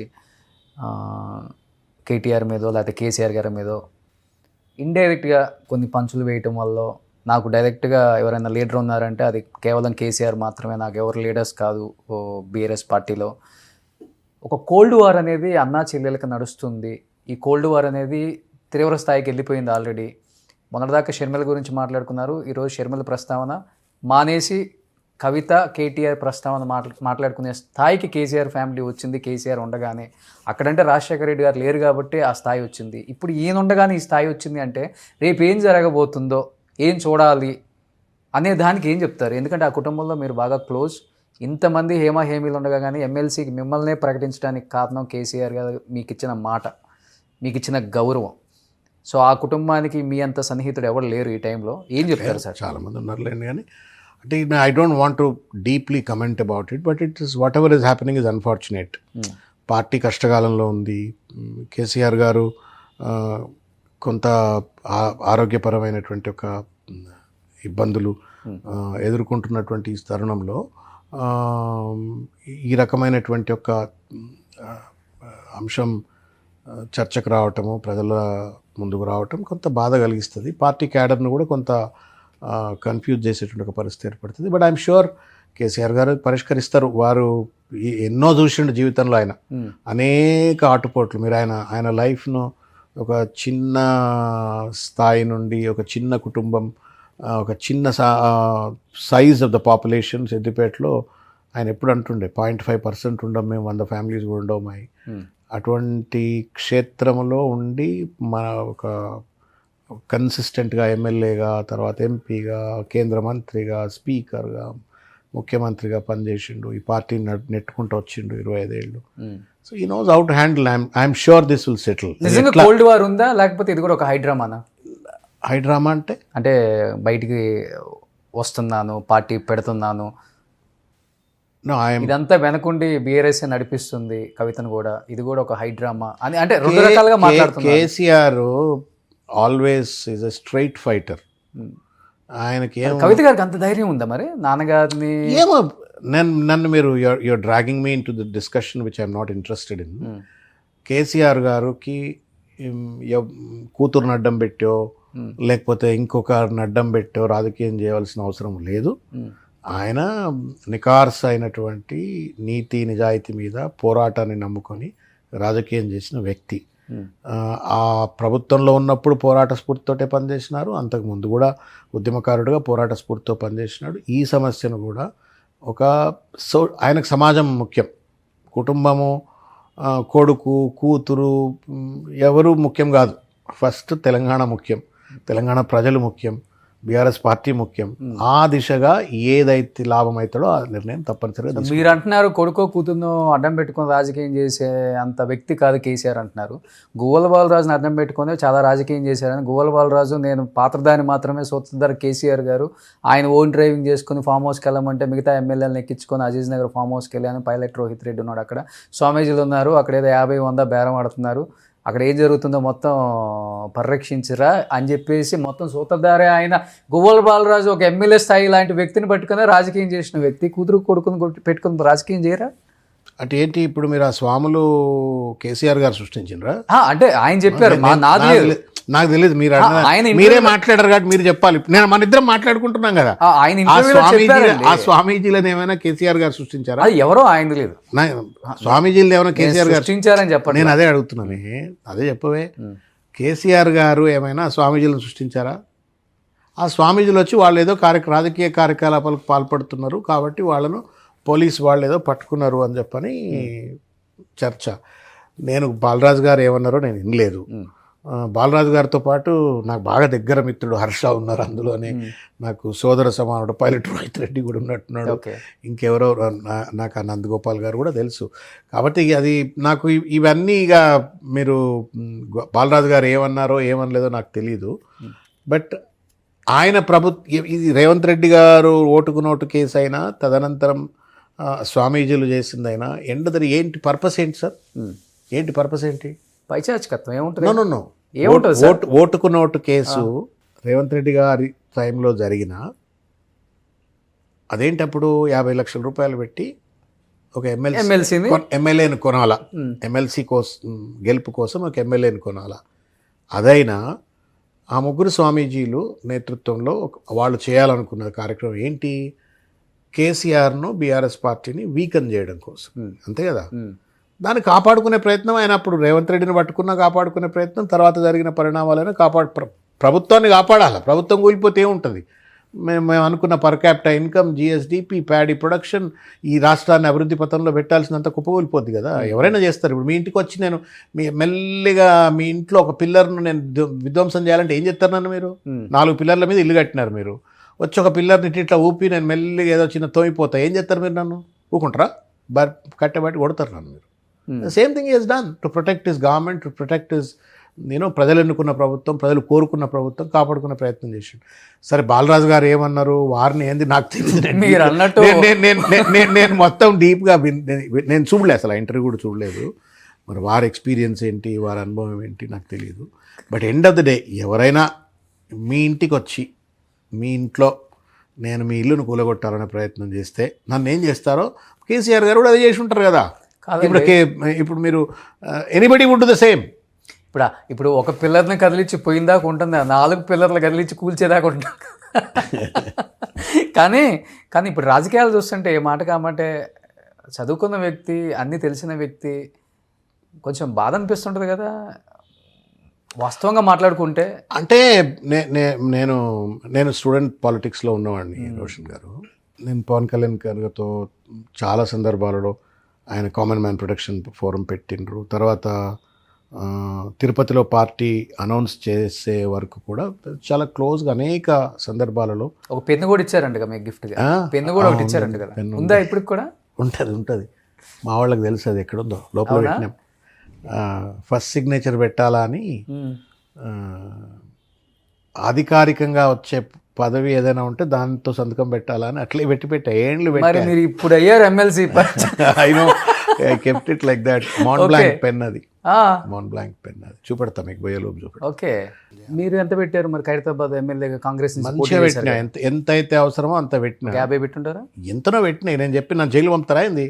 రోషన్ గారికి ఏదో కోపం ఉన్నట్టుందండి నా మీద ఏదో కోపం ఉండొచ్చినట్టున్నారు. అటు ఇటు చేసి నాతోటి స్టేట్మెంట్ అనిపించి నా మీద ఎలక్షన్ కమిషన్ ఫిర్యాదు చేసి నన్ను ఏదో ఆగదు చేయాలనుకుంటున్నారు. మీరే అన్నారు కదా ఎంఎల్ఏకి ఎంత, ఎంపీకి ఎంత. ఫ్యాక్ట్స్ అది నా నోటి నుంచి ఎందుకు చెప్పిస్తారు? You simulate whatever you want. Politician చెప్తే కిక్ వేరుంటుందండి, నేను చెప్తే మీరు మీ కిక్ కోసం నన్ను మాత్రం నాకు కిక్ వేపిస్తారు ఎలక్షన్ కమిషన్తో. ఏదో కుట్రతో వచ్చింది మీరు నా దగ్గరికి. చిన్న టైం అండి. నేను 5 ఏళ్ళు అయిపోయింది, 2 ఏళ్ళు అయిపోయింది కదా అప్పుడే రేవంత్ రెడ్డికి. ఈ 2 ఏళ్లలో రేవంత్ రెడ్డి ఏం సాధించినట్టు ఏం చెప్తాడు? కేసీఆర్ గారి నామజపన, రామకోటి రాసినట్టు, కేసీఆర్ గారు కోటి రాసినట్టు, కేసీఆర్ గారి పైన దుమ్మెత్తి పోసినట్టు తప్ప కన్స్ట్రక్టివ్ గా కాంట్రిబ్యూట్ చేసిన చెప్పలేడు. అన్నిటికీ రేవంత్ రెడ్డి గారిని అంటే మీరు మళ్ళీ నా మీద ఏదో బలి కాదు కదా. మీ ఇద్దరికి పర్సనల్ రైవల్రీ ఏమైనా ఉందా? అంటే I'm talking about those days. ఆయన కలిసి మంచి జర్నీ చేశారు కదా. I know him very well. ఇప్పటికీ ఫోన్ లో మాట్లాడుకుంటారు? లేదు, ఇప్పుడు లేదా? లాస్ట్ కాల్ ఎప్పుడు మాట్లాడారు మీరు ఆయనతో? నేను లాస్ట్ కాల్ ఎప్పుడు మాట్లాడారు? నేను ఆ లాస్ట్ కాల్ ఎప్పుడో నేను పార్టీలో ఉన్నప్పుడే. కానీ మా లక్షణం, మేము బీసీ బిడ్డలం అండి. మా లక్షణం ఏంటి అంటే, మీకు కళ్ళెం అంటే తెలుసా? తెలియదు మీకు? తెలుసు. కళ్ళం దగ్గర కుక్కల్లా అంటోళ్ళం. ఏమి ఎక్కడ ఉంటే అక్కడ సేవ చేస్తాం సిన్సియర్గా. మేము ఇలా ప్రతిపక్షంలో ప్రజల కోసం. మీరు ఫోన్ చేస్తారా, ఇప్పుడు మాట్లాడతారా అని అంటే నేను చెప్తా ఉన్నా. సో నెంబర్ 1 ఏంటంటే, ఆయన పిసిసి అధ్యక్షుడు కావడానికి ఎంతో ఇంత కాంట్రిబ్యూట్ చేసిన వాడిని నేను. ఆయన కావాలా అని చెప్పని కోరుకున్నవాడిని. అది ఆయన ఆత్మకు తెలుసు. ఆయన దగ్గర ఉండేటువంటి హర్కార వేణుగోపాల్ గారికి, మల్లు రవి గారికి, వాళ్ళందరికీ బాగా తెలుసు నాతో ఏం పని చేయించుకున్నారు, నేను ఏం కాంట్రిబ్యూట్ చేసిన. ఆయన పాదయాత్రలు చేసి వస్తే మీటింగ్లో ఏం మాట్లాడినా, ఒక ఏఐసిసి స్పోక్స్ పర్సన్ అయ్యింది తెలుసు ఆయనకు. కాకపోతే ఏంటంటే పీపుల్ ఇప్పుడు యూజ్ అండ్ త్రో బిజినెస్ ఇది ఎంత. కానీ సీఎం అయిన తర్వాత కంప్లీట్గా మైండ్ చేంజ్ అయిపోయింది అంటారు. అంతే, సీఎం కాకముందే మారిండు ఆయన. సీఎం కాకముందే మారిపోయారు. అది కుర్చీలోకి రాగానే that's how he captured the power. Okay. ఈ సోనియా ఆయనతో నాకేం వ్యతిరేకత లేదు. మంచి పని చేస్తే మెచ్చుకుంటాం, దాంట్లో ఉందండి. ఓకే. ఇప్పుడు స్కాలర్షిప్ ఇవ్వమనిగో ఇప్పుడు ఇలా ఆర్కృష్ణయ్య గారి నేతృత్వంలో మాసప్ ట్యాంక్లో ఇవాళ సోషల్ వెల్ఫేర్ డిపార్ట్మెంట్ ముందు పెద్ద ఎత్తున ధర్నా జరుగుతుంది. 8,000 కోట్ల రూపాయలు ఫీ రియంబర్స్మెంట్ ఇస్తలేరని చెప్పని ఇలా కొత్త చట్టం పట్టుకొచ్చిండు. ఫీ రియంబర్స్మెంట్ పథకాన్ని అమలు చేయాలంటే ఈ కండిషన్స్ అని చెప్పని. రాజశేఖర రెడ్డి గారు అమలు చేసిన పథకం ఇది. నువ్వు రాజశేఖర రెడ్డి గారి పాలన అంటావు, ఇందిరమ్మ పాలన అంటావు. మరి రాజశేఖర రెడ్డి గారు పట్టుకొచ్చిందని యథాతథిగా కేసీఆర్ అమలు చేసిండు. నువ్వు వచ్చి అదే రాజశేఖర రెడ్డి పథకాన్ని తుంగలో దొక్కే ప్రయత్నం చేస్తూ ఉన్నావు. తిట్టరా ముద్దు పెట్టుకుంటారా మీరు చెప్పండి. ఓబీసీల కోసం కూడా బాగా ఫైట్ చేశారు మీరు అప్పుడు కోర్టులో, సుప్రీం కోర్టులో కానీ, నాకు గుర్తుంది. అవి అంటే అనదొక్కబడ్డ వర్గాలు కదా. సామాజిక న్యాయం అనే సిద్ధాంతంతో రాజకీయాలకు వచ్చిన వాడు నేను చిరంజీవి గారితో. సో నేను ఎందుకు కొట్లాడతాం బరాబర్. చిరంజీవి గారి బర్త్డే కాల్ చేసి విష్ చేశారా? కాల్ చేయలేదు. Maybe I tweet. ఫోన్లో మాట్లాడుతుంటారు అప్పుడప్పుడు? ఇప్పుడేం లేదు, అస్సలు లేదు. మధ్యలో మీకు ఎమ్మెల్సీ వచ్చినప్పుడు విష్ చేయటం కానీ జరగలేదు. But okay, they are also busy and I'm also. నాకు పొద్దున్న లేస్తే నాదొక ప్రపంచం, వారిదో. Everybody has a universe. Beauty of human life is ప్రతి ఒక్కడిది ఒక ప్రపంచం. మీదే ఒక మీ ప్రపంచంలో మీకు 100 ఛాలెంజెస్, 100 కాంప్లెక్సిటీస్, 100 ప్రియారిటీస్. అట్లా అందరికీ మనం అందరము మనకంటూ మన చుట్టూ ఒక ప్రపంచం ఉంటుంది. కానీ లైఫ్ చూడండి, పవన్ కళ్యాణ్ గారి వల్ల మీరు పీఆర్పీలోకి వచ్చారు. ఎవరినైతే మీరు ముఖ్యమంత్రిగా చూడాలనుకున్నారో ఆయన రాజకీయాలు వద్దని చెప్పేసి సినిమాల్లోకి వచ్చేసారు. నాకు సినిమాలు వద్దు, నేను రాజకీయాల్లో ప్రజలకు ఏదో చేయాలని మిమ్మల్ని తీసుకొచ్చిన ఆయన మళ్ళీ పార్టీలోకి వచ్చారు. పార్టీలోకి వచ్చి 2 చోట్ల ఓడిపోయి మళ్ళీ నిలబడి మళ్ళీ ఈరోజు డిప్యూటీ సీఎం అయ్యారు. రేపు మళ్ళీ ముఖ్యమంత్రి కూడా. అంటే మీరు ఈయనైతారు అనుకున్నారు, రేపు ఈయనయ్యే. ఎప్పుడైనా ఎక్స్పెక్ట్ చేశారా పవన్ కళ్యాణ్ లైఫ్ అట్లనే ఉంటుంది. పవన్ కళ్యాణ్ గారి లైఫ్ ఇలా ఎప్పుడైనా ఎక్స్పెక్ట్ చేశారా మీరు? అప్పుడే ఉండేది ఆయనకి ఇది. అంటే కళ్యాణ్ గారు పొలిటికల్గా సక్సెస్ అవుతారు అని అనుకున్నాను. సరే, ఒకరోజు కాకపోతే ఒకరోజు. ఆయన కూడా పట్టువదలని విక్రమార్కుడు లెక్క అట్లాగే ఉన్నాడు. సరే, కాబట్టి ఆయనకు God has given him an opportunity. But now అది sustainability also is important. There is a beautiful saying in English, okay, you got to run to remain at the same level అంటారు. అవును. అంటే ఒక స్థాయికి వచ్చిన తర్వాత ఆ స్థాయిలో అట్లాగే ఉండాలంటే దానికి డబుల్ కష్టపడాలా. ఓకే, మీరు ఇప్పుడు ఇవాళ సెలబ్రిటీ మోడరేటర్, దీన్ని నిలుపుకోవాలంటే మీరు కొంచెం గడ్డం పెరగొద్దు, లావు కావద్దు, చిన్ను రావద్దు, స్మార్ట్నెస్ రేవంత్ రెడ్డి గారు లెక్క మీరు కూడా అట్లే స్మార్ట్గా ఉండాలా. మీరు అట్లా ఉంటేనే సర్వైవ్ అవుతారు, లేకుంటే double work hard. So it's like that.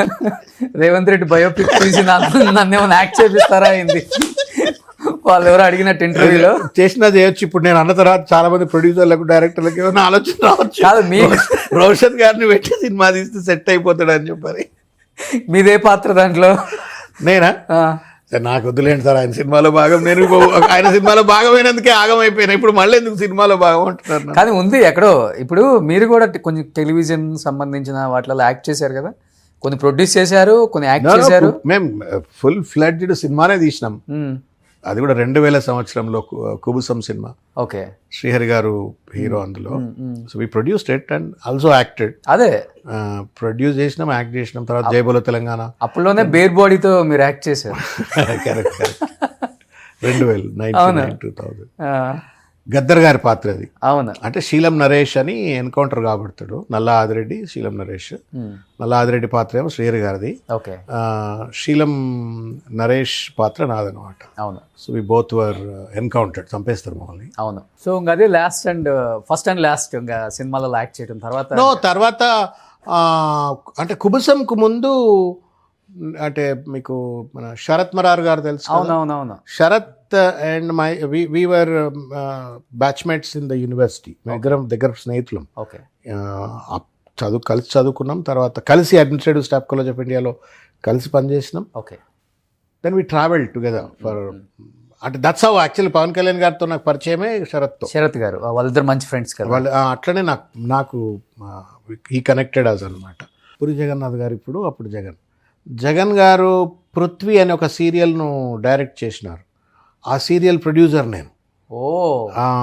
తర్వాత నేను శరత్ కలిసి దూరదర్శన్కు కొన్ని ప్రోగ్రామ్స్ చేశాము, కొన్ని సీరియల్స్కు స్క్రిప్ట్ రాయటము, కొంత అంటే there is an exposure to media. It is అంటే film making, TV serial making అట్లా. సో ఇప్పటికి ఉందా టచ్ సినిమా ఇండస్ట్రీతో?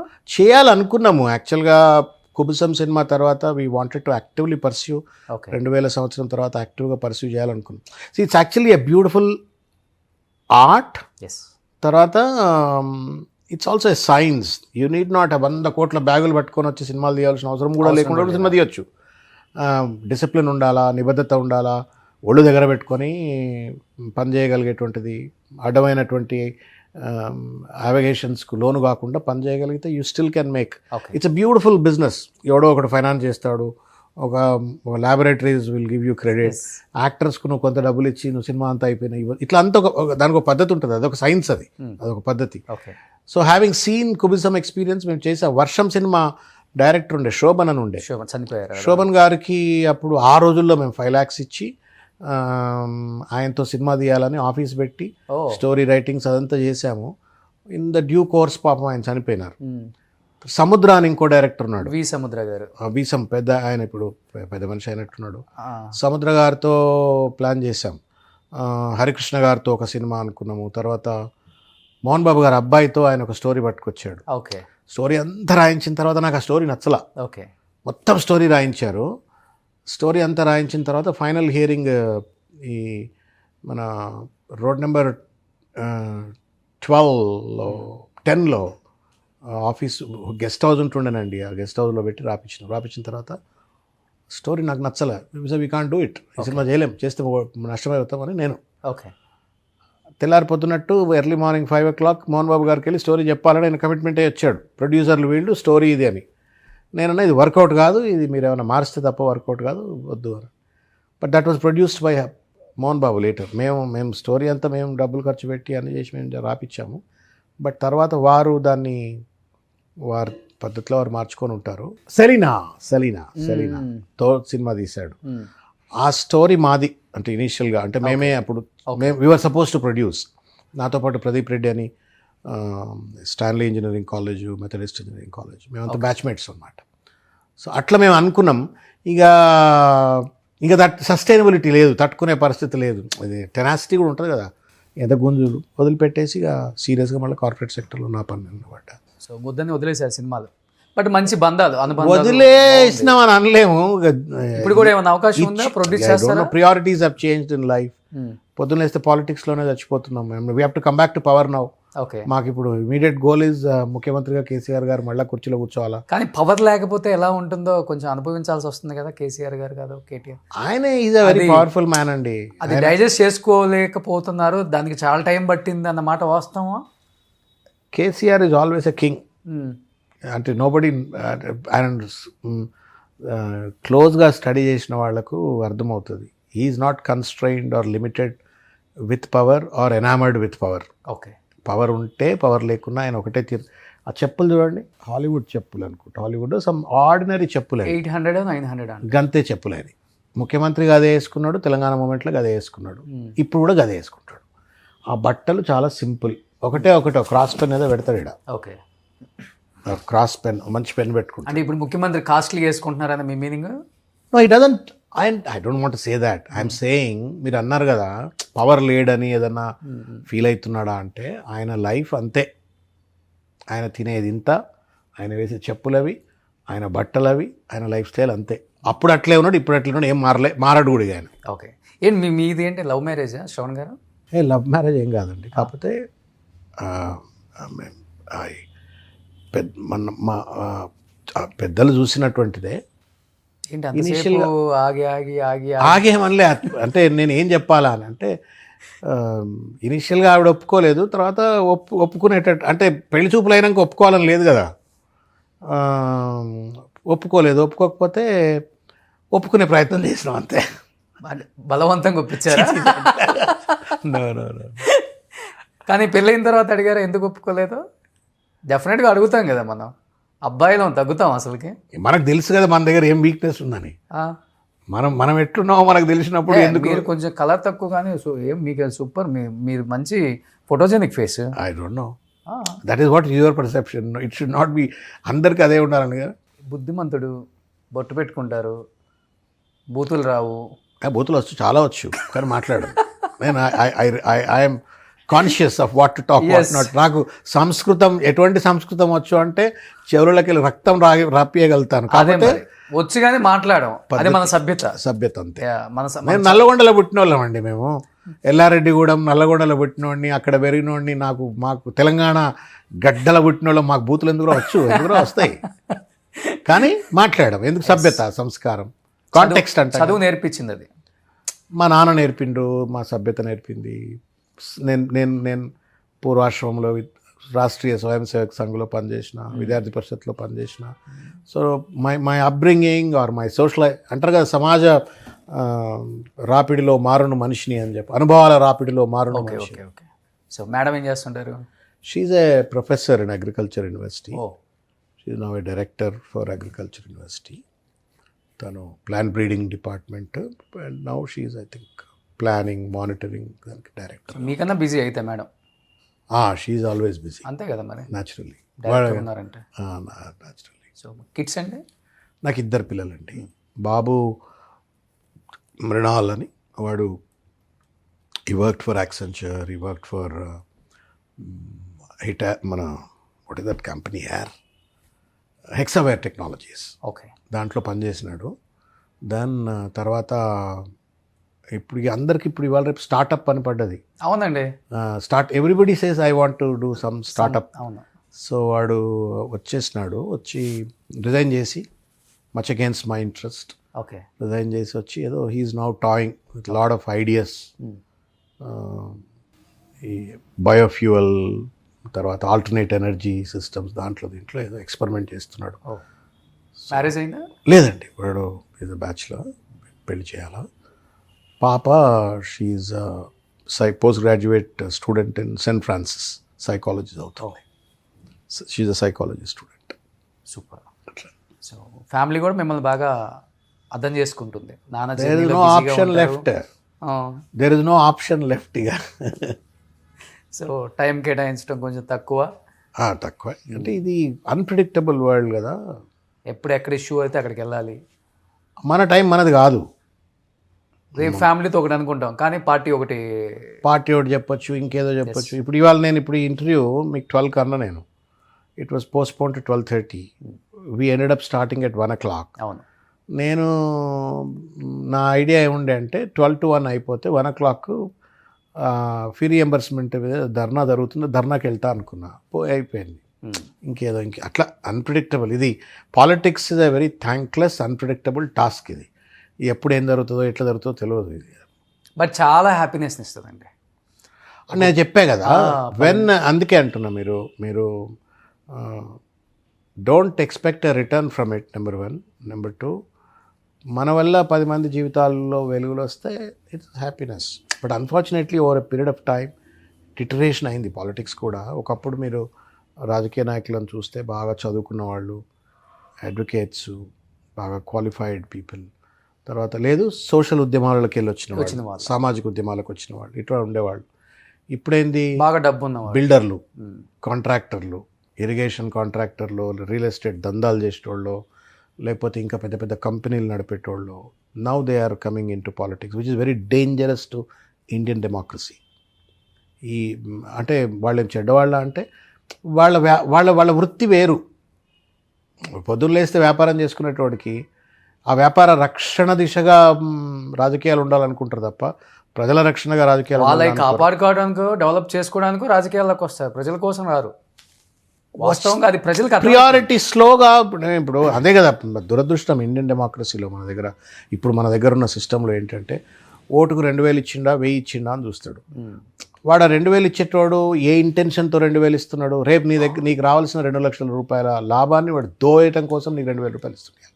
నేను ఎప్పుడు అంటుంటే టీవీ 9లో కొంతకాలం కింద, అంటే లాంగ్ బ్యాక్, ఓటుకు నోటు అడిగిన వాడు గాడిద, ఓటుకు నోటు ఇచ్చిన వాడు అడ్డగాడిదా, ఏదో సంథింగ్ లైక్ దాట్. ఈ ఫ్రేజ్ వస్తుండే, మీకు గుర్తుందా? టీవీ 9లో వచ్చేది.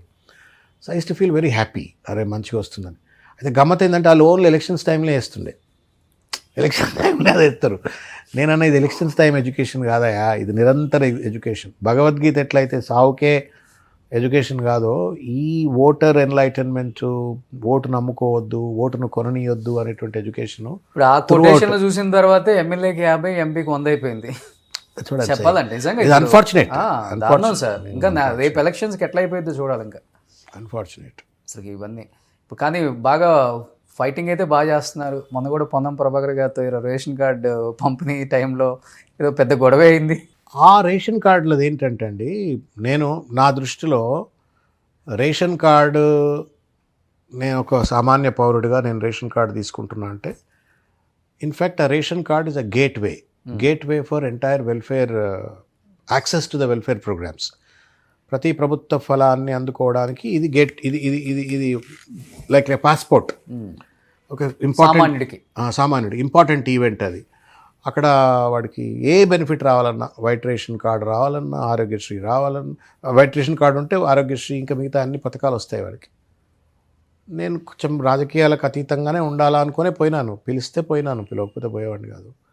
పోయిన తర్వాత డాస్ మీద దురదృష్టం ఏంటంటే, అధికారులు వాళ్ళు, హరిచందన గారు, తర్వాత డిఎస్ చౌహాన్ గారు, వాళ్ళిద్దరూ ఫస్ట్ వాళ్ళే స్టార్ట్ చేసినారు.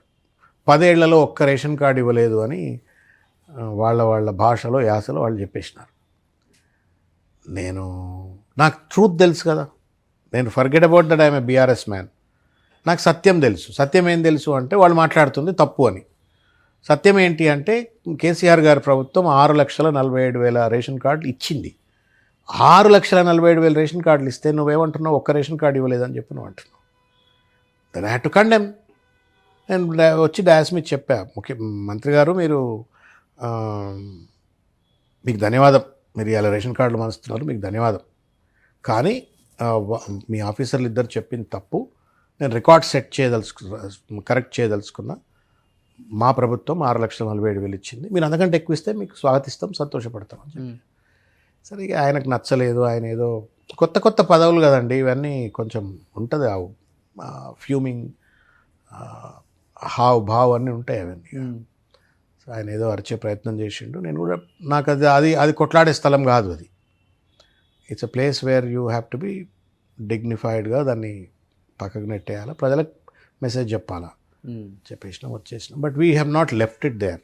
Later we complaint to chief secretary, we went and complaint to union minister Jitendra Singh గారి దగ్గరికి వెళ్ళి 3 రోజుల కింద కూడా కంప్లైంట్ చేశాం. అన్ఫార్చునేట్లీ ఇన్ తెలంగాణ పవర్ మారచ్చు, అధికారాలు పార్టీలు పోతాయి, but bureaucrats are the foundational pillars of democracy అండి. వాళ్ళే రాజ్యాంగాన్ని కాపాడేది, వాళ్ళే రూల్ ఆఫ్ లాని కాపాడేది. పాలిటీషియన్స్ బికాస్ ఆఫ్ దేర్ ఎక్సిజెన్సీసో పొలిటికల్ కంపల్షన్సో ఏమైనా మ్యానిపులేషన్స్కు పాల్పడవచ్చు, కానీ చట్టాన్ని అట్లా పట్టుకొని పరిపాలన నడిపించవలసింది IAS IPS officers. But unfortunately ఇవాళ చూస్తున్నది ఏంటంటే చాలామంది ఐఏఎస్ ఐపీఎస్ ఆఫీసర్స్ ఏదో టార్గెటెడ్గా రేవంత్ రెడ్డి గారికి తొత్తులైనట్టో, లేకపోతే ఈ ప్రభుత్వాన్ని కాంగ్రెస్ పార్టీకి సభ్యులైనట్టుగా మంత్రులు మాట్లాడని మాటలు వాళ్ళు మాట్లాడుతున్నారు. అనేక ప్రాంతాలలో ఇవాళ తెలంగాణలో వేల కేసులు ఇవాళ బీఆర్ఎస్ పార్టీ కార్యకర్తల పైన పెడుతున్నారు. పోస్ట్ పెట్టగానే ఎస్ఐకి వాడంతలా ఆడే కంప్లైంట్ లేకుండా పిలిపించుకుంటాడు, ఆయన పిలిపించుకుంటాడు, కేసులు పెడుతున్నారు. ఏంది లోకల్ ఎమ్మెల్యేని మెప్పియడం కోసం, లోకల్ లీడర్షిప్ను మెప్పియడం కోసం విపరీతమైన కేసులు, ఒక అణచివేత పాల్పడుతున్నారు. సో ఎక్కడో ఒక దగ్గర ఒక మెసేజ్ బలంగా బ్యూరోక్రాట్స్ కూడా చెప్పాలా, ఇది what your behaving is unconstitutional అని చెప్పని ఢిల్లీకి వెళ్ళి కూడా రిప్రజెంటేషన్ ఇచ్చినాము, డిఓపిటీకి ఇచ్చినాము. Hope they will act. So last ఫైనల్గా చెప్పండి, ఏంటి రాజకీయం కాకుండా మీ వేరే వ్యాపకాలు అంటే ఏం లేవు? అదే ఏం లేవు నాకు. No business. సరే ఏదో పొట్ట గడవాలి కదా మాది కూడా. బట్ నేను 2007లో నేను 7-8లో when I left my job, I was one of those top notch HR executives of the state. 3 లక్షల రూపాయల నెల జీతం తీసుకునే ఒక high profile corporate executive and with lot of responsibility. చదువుకున్నవాడిని, అప్పటికే PhD, double post graduate. So తర్వాత ఒక ఫుల్ టైం వర్కర్గా పనిచేశాను. అందుకే చాలామంది మీరు తిడుతుంటారు పార్టీలు మారుతున్నట్టు. ఏడున్నా ఫుల్ టైం వర్కర్గానే పనిచేశాను నేను. మీకు పూర్తి సమయ కార్యకర్త అంటే కమ్యూనిస్ట్లో ఉంటారు, అట్లా రాడికల్స్ నక్సల్స్లో ఉంటారు, లేకపోతే ఆర్ఎస్ఎస్లో ఉంటారు. అటు ఆర్ఎస్యు కానీ ఆర్ఎస్ఎస్ కానీ అట్లా ఫుల్ టైం వర్కర్గా పనిచేశాను. నెవర్ మళ్ళీ వ్యాపారాలు. See what is investment of Shravan? నడవాలి కదా. నా ఇన్వెస్ట్మెంట్ ఏంటి పాలిటిక్స్లో? నేనే బాగా డబ్బున్నటువంటి రాజకీయాల్లో 4 ఉంటాయి: కులం, ధనం, అంటే నేను ఎప్పుడు అంటుంటా కాస్టిజం, కమర్షియలిజం, క్రిమినలిజం, కమ్యూనలిజం అని. ఇట్లా నా పెట్టుబడి ఏంటి? నా మైండ్, నా నాలెడ్జ్, నాకు భగవంతుడు ఇచ్చినటువంటి, మా అమ్మ నాయన ఇచ్చినటువంటి ఒక సోషల్ థింకింగ్ నేను నిరంతరం పెట్టుబడి. రాజకీయాల్లో వీటన్నిటికన్నా మించి కావాల్సింది అదృష్టం. దాన్ని మించిన పెట్టుబడి డబ్బు కావచ్చు, అదృష్టం కావచ్చు, లేకపోతే కులబలం కావచ్చు, ఇంకేదో కావచ్చు. మన దగ్గర లేని దాని గురించి మనం ఏం చేస్తాం? మన దగ్గర ఉన్నదాన్ని కాంట్రిబ్యూట్ చేద్దాం. ఫస్ట్ టైం నా దగ్గర అదృష్టం అయ్యేవాడు ఉంటాడు కాదు. 5 సార్లు ఎమ్మెల్యే అయినా మినిస్ట్రీ లేని వాళ్ళని 20 సంవత్సరాల నుంచి ఎటువంటి. చిరంజీవి గారు ఫర్ ఎగ్జాంపుల్ చెప్తున్నా, ఏం తక్కువ ఉండే ఆయనకు? ఏం తక్కువ ఉండే? సరే కొంత ఆయన అద్భుతమైన స్టార్, క్యారెక్టర్ గొప్పది, యూత్ పిచ్చ క్రేజ్ కదా ఆయనకు. ఇప్పుడు ఒకసారి వయసు పెరిగి ఇంకేమైనా తగ్గిందేమో నాకు తెలియదు. కూడా అదే ఉంది. ఆయన ఏడికి పోతే ఆడ ఇట్లా నిలబడితే 1000 మంది జనాలు వచ్చే పరిస్థితి కదా. మరి ఎందుకు ఓడిపోయిండు? టైం, అంతే. టైం, డెస్టినీ ఏదో ఉంటాయి. సరే we don't want get into why lost. So it's all about మన దగ్గర ఏముందో దాన్ని కాంట్రిబ్యూట్ చేశాను. వ్యాపకాలు లేవు, వ్యాపారాలు లేవు, సస్టైనబిలిటీ, బట్ ఎప్పుడు ఇట్లా లేను. ఎవరి దగ్గర నేను ఇట్లా లేను, ఇట్లా లేను ఇట్లున్నా అంతే. సో సినిమాలకు వెళ్ళటం తక్కువ పోయింది ఈ మధ్య. లేదు, పోయింది. ఐ లాస్ట్, అంటే ఒకప్పుడు పోయేవాళ్ళం, బట్ ఇప్పుడు టైం ఎప్పుడు ఏదో హాలిడేస్కి ఎటైనా వెళ్తారు పిల్లలతో? హాలిడే పోయినాయి, అన్నీ పోయినాయి. నేను నా లైఫ్లో one of the biggest injustice is I think when I reflect as you are reaching to certain destinations in life, అనిపిస్తుంది కదా ఒకటి, I couldn't really spend much time with family అనిపిస్తుంది. అంతే, పోలేదు, ట్రావెల్ చేయలేదు, తక్కువ చేసి. ఏంటి సార్ నెక్స్ట్ మీ అంబిషన్ ఏంటి? One become MLA, minister? డెఫినెట్గా తెలీదు, అంటే పాలిటిక్స్లోకి వచ్చినప్పుడు రకరకాల ఆశలతో ఆలోచనలతో వచ్చినాను. But over a period of time I only realise that you should be able to meaningfully contribute to society. Okay, ఈ పదవిలో పలానా దాసోజు శ్రవణ్ అనేటోడు ఒకడు ఉన్నాడు రా. సో ప్రాణం ఉన్నంత వరకు ఇంకా ఇదే పార్టీలో జర్నీ ఉంటుందా, లేకపోతే వేరే పార్టీలో మళ్ళీ ఏమైనా ఎక్స్పెక్ట్ చేయొచ్చా శ్రవణ్ గారిని? మీరెందుకు నా అదృష్టంతో చెలగాటం ఆడాలని చూస్తున్నారు? మీకు ఏదో కోపం ఉందండి మీకు, అంటే నన్ను స్థిమితంగా నిలకడగా ఏడ ఉండొద్దు అనేదో ఏదో మనసులో అనుకున్నారు. 12ంటికి వస్తే రమ్మంటే 12:30కి వస్తా అన్నాడు. ఈయన ఎట్లన్నా నేను ఇరికిస్తా, ఇబ్బంది పెడతా అనుకున్నట్టున్నాను. నేను నన్ను నిలకడ ఉండాలని ఇష్టం లేదా? ఉండాలనే కోరుకుంటున్నాను సార్. నేను my journey is with KCR. ఆయన I think is like a father figure to me. Okay, apart from that I think మీరు పాలిటీషియన్స్, తెలంగాణ పాలిటీషియన్స్ తీసుకోండి, కాంటెంపరీ పాలిటీషియన్స్లో అంత లోతైనటువంటి సామాజిక చింతన, విషయాల పట్ల అవగాహన, రాజకీయ చతురత ఉన్న పాలిటీషియన్స్ ఎవరు లేరండి. ఓకే, లేకపోతే మీరు మీరు మీరు మీరు మీరు మీరు తెలంగాణ మూమెంట్ చూసినారు కదా, నవ్వినారు ఆయనను. ఈ తెలంగాణ రాదు అని నవ్వినారు, ఓకే, తేలేడు అని నవ్వినారు. తెలంగాణ తెచ్చినాడు. తెలంగాణ వస్తుంది అనుకున్న సందర్భంలో కిరణ్ కుమార్ రెడ్డి గారు ఏం మాట్లాడిండో, నీళ్ల కోసం కొట్లాడుకుంటారు, కరెంటు కష్టాలు వస్తాయి, కర్రబట్టి మరీ చెప్పిండు. మళ్ళా డీమెర్జర్ కోసం, మళ్ళా 2 రాష్ట్రాలు కలిసిపోవడం కోసం కొట్లాడతారు. వీళ్ళకి పరిపాలన చేత కాదన్న రాష్ట్రాన్ని పంజాబ్ను తలదన్నే విధంగా దేశంలో నెంబర్ 1 స్టేట్గా తీర్చిదిద్దిండు. హైదరాబాద్నే కానీ పారిశ్రామిక రంగంలో, వెల్ఫేర్ రంగంలో, ఇన్ఫ్రాస్ట్రక్చర్ ప్రాజెక్ట్స్లో, agriculture we're number 1 in the country today, number 1 or 2 today. So మీ జర్నీ అనేది ఇంకా కేసీఆర్ గారితోనే. I'm blessed to be with him and then I want to be further blessed. Super. So thank you Shravan గారు, thank you so much. చాలా రోజుల తర్వాత మరీ cold war politics గురించి కాకుండా మీ లైఫ్లో కొన్ని విశేషాలు తెలుసుకునే ఒక మంచి అవకాశం నాకు కూడా, అండ్ ప్రజలు కూడా వినే అవకాశం వచ్చింది. అండ్ ప్రతి చోట దీని గురించే మాట్లాడతారు, ఆ పార్టీ, ఆ కార్యకర్తల గురించి, ఈ లీడర్స్ గురించి, ధూమ్ అంటే ధామ్ ఇదే ఉంటుంది. బట్ మీ ప్రొఫైల్ అనేది కొంత తెలుసుకోవాలని చాలామంది నన్ను అడిగారు. సార్ శ్రవణ్ గారిని ట్రై చేయండి, ఎమ్మెల్సీ వచ్చిన తర్వాత ఆయన అసలు కరెక్ట్ ఇంటర్వ్యూ పడలేదు, జీవిత విశేషాలు కావాలి మాకు, ఆయన పడ్డ కష్టం కావచ్చు, లేకపోతే ఆయన జర్నీ కావచ్చు అని చాలామంది అడిగారు. అదే శ్రవణ్ గారికి ఇంతమంది ఫ్యాన్స్ ఉన్నారా, ఇన్ని పార్టీలు మారినా అనిపించింది. నిజంగా చెప్తాను, పార్టీలు మారింది పక్కన పెడితే మీరు ఆ పార్టీ ఎందుకు మారాల్సి వచ్చింది అనే దాన్ని కూడా చాలా క్లియర్గా చెప్పారు మీరు ఈరోజు. మీరు ఎప్పుడూ కూడా అధికారంలో ఉన్నప్పుడు పార్టీ మారలేదు, అంటే ఆ పార్టీ అధికారంలో ఉన్నప్పుడు అక్కడే జంప్ అయ్యి అక్కడ పదవి తీసుకోవటం, లేకపోతే వీళ్ళు అధికారంలో లేదు కదా ఆ పార్టీలోకి జంప్ అయ్యి అధికారం తీసుకోవటం ఎక్కడా లేదు. ఈ రోజు కూడా మీరు ఎమ్మెల్సీ తీసుకున్నారంటే టీఆర్ఎస్ పార్టీ అధికారంలో లేదు, ఒక అవకాశం ఇచ్చారు, ఆయన మాట ఇచ్చారని అంతే. మీరు అదే అనుకుంటే కాంగ్రెస్లోనే ఉండుంటే ఈరోజు ఎమ్మెల్సీ మినిస్టర్ కూడా తీసుకోవచ్చు. ఏఐసీసీలో మీరు కీలకంగా వ్యవహరించారు. సోనియా గాంధీకి, రాహుల్ గాంధీకి మీరు కావాల్సిన, అంటే వేరే వాళ్ళు కూడా వెళ్ళి చెప్పాల్సిన అవసరం లేదు. శ్రవణ్ అంటే ఒక మంచి ఇమేజ్, ఎందుకంటే ఇమేజ్ ఉంది. వాళ్ళు ఇక్కడికి వచ్చినప్పుడు కూడా మీరే తెలుగులో అనువదిస్తారు, నాకు బాగా అన్నీ తెలుసు. బట్ అనుకుంటే ఏదైనా చేయొచ్చు, కానీ దేవుడు కొన్ని ఎక్కడెక్కడ ఎలా చేయాలి అలానే చేస్తాడు. కాబట్టి డెస్టినీని మనందరం నమ్మాల్సిందే. లక్ ఫ్యాక్టర్ అనేది డెఫినెట్గా ఉంటుంది రాజకీయాలలో. అది మిమ్మల్ని వరించే ఒక మంచి టైం రావాలని, చట్టసభల్లో మీలాంటి వాళ్ళు మాట్లాడితేనే కొంత న్యాయం జరుగుతుందని డెఫినెట్గా నేనైతే నమ్ముతాను సార్. చాలామంది ప్రజలు కూడా నమ్ముతున్నారు, అదే జరగాలని మనస్ఫూర్తిగా కోరుకుంటున్నాను. Thank you so much. మీకు కూడా రేవంత్ రెడ్డి గారి కార్యక్రమం చూడాలా, ఒక మంచి బయోపిక్ తీయాలా, దాంట్లో మిమ్మల్ని పెట్టాలా. దాంట్లో ఈయన రేవంత్ రెడ్డి గారి ఫాదర్ రోల్ చేయాలి. సూపర్. శ్రవణ్ గారు పవన్ కళ్యాణ్ గారు ఇచ్చిన పెన్ను పెన్ను. సో బిల్లు ఉండేదిరా. ఇది ఫస్ట్ టైమా బయటికి రివీల్ చేయటం? ఇంతకుముందు చెప్పారు, చూపెట్టలేదు. pen చూపించలేదు. Okay, okay. This is the ink bottle okay. And this is the pen. ఓ నాకు కొంచెం పెన్నులు అంటే ఇష్టం. ఓకే.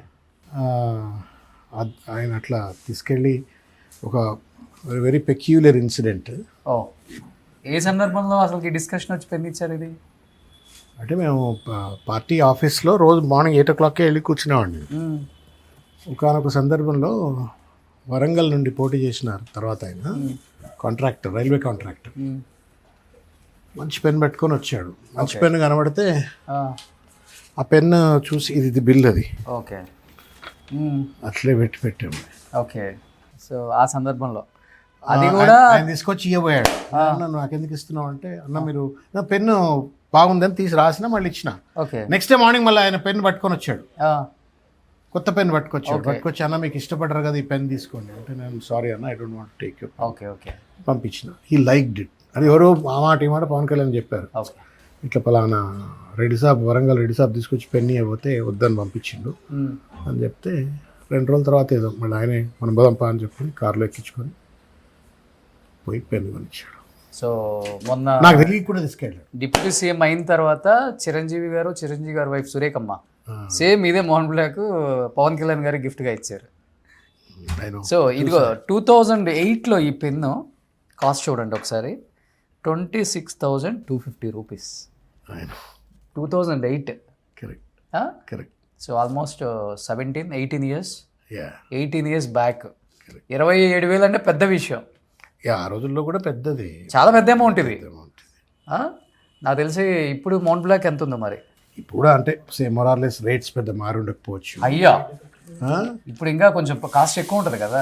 18 ఇయర్స్ బ్యాక్ ఈ కాస్ట్ అంటే అది అట్లే దాచిపెట్టి పెట్టాయి ఇక దీన్ని. I don't want to. ఇప్పుడు మీరు ఒక మంచి పదవిలోకి వచ్చిన తర్వాత సైన్ చేయాలి దీంతో అనేది ఆయన అనుకుంది. మరి ఎమ్మెల్సీ అయ్యారు. నేను ఆయన ఇచ్చిండ్రేమో వాడుకోమని ఇచ్చారు. ఓకే. నేనేమో ఇది ఫస్ట్ ఏదైనా మంచి చట్టబద్ధమైన పదవి వస్తే సంతకం పెడతా అని ఓకే అట్లాగే వాడా అనమాట. సో ఏంటి సార్ ఏముంటుంది సార్ దీంట్లో, ఎంత కాస్ట్ ఉంది ఇది అప్పట్లోనే? బ్రాండ్ అంతే. నేను ఇప్పుడు చాలా మంది పెద్ద పెద్ద నాయకులు దొడుక్కునే బూట్లు బెల్ట్లు బ్రాండ్ ఎల్వి అంతే. వాళ్ళు మామూలు మన మోచి దుకాణంలో కూడా అవే చేస్తారు, బట్ బ్రాండ్లు అంతే. మీరు బ్రాండ్స్ వాడతారా? నేను వాడా అస్సలకి. ఓకే. సో పెన్లో ఇంక్ పోసారా? మొన్న నేను ప్రమాణ స్వీకారం రోజు పూసా. కానీ ఒక సైన్ ఏదైనా ఇక్కడ చేయొచ్చు కదా, పవన్ గారు చూస్తారు ఇప్పుడు నిజంగా ఆయన ఇచ్చిన పెన్నుతో. ఆయన ఇక్కడ మీరు ఏదైనా రాయొచ్చు.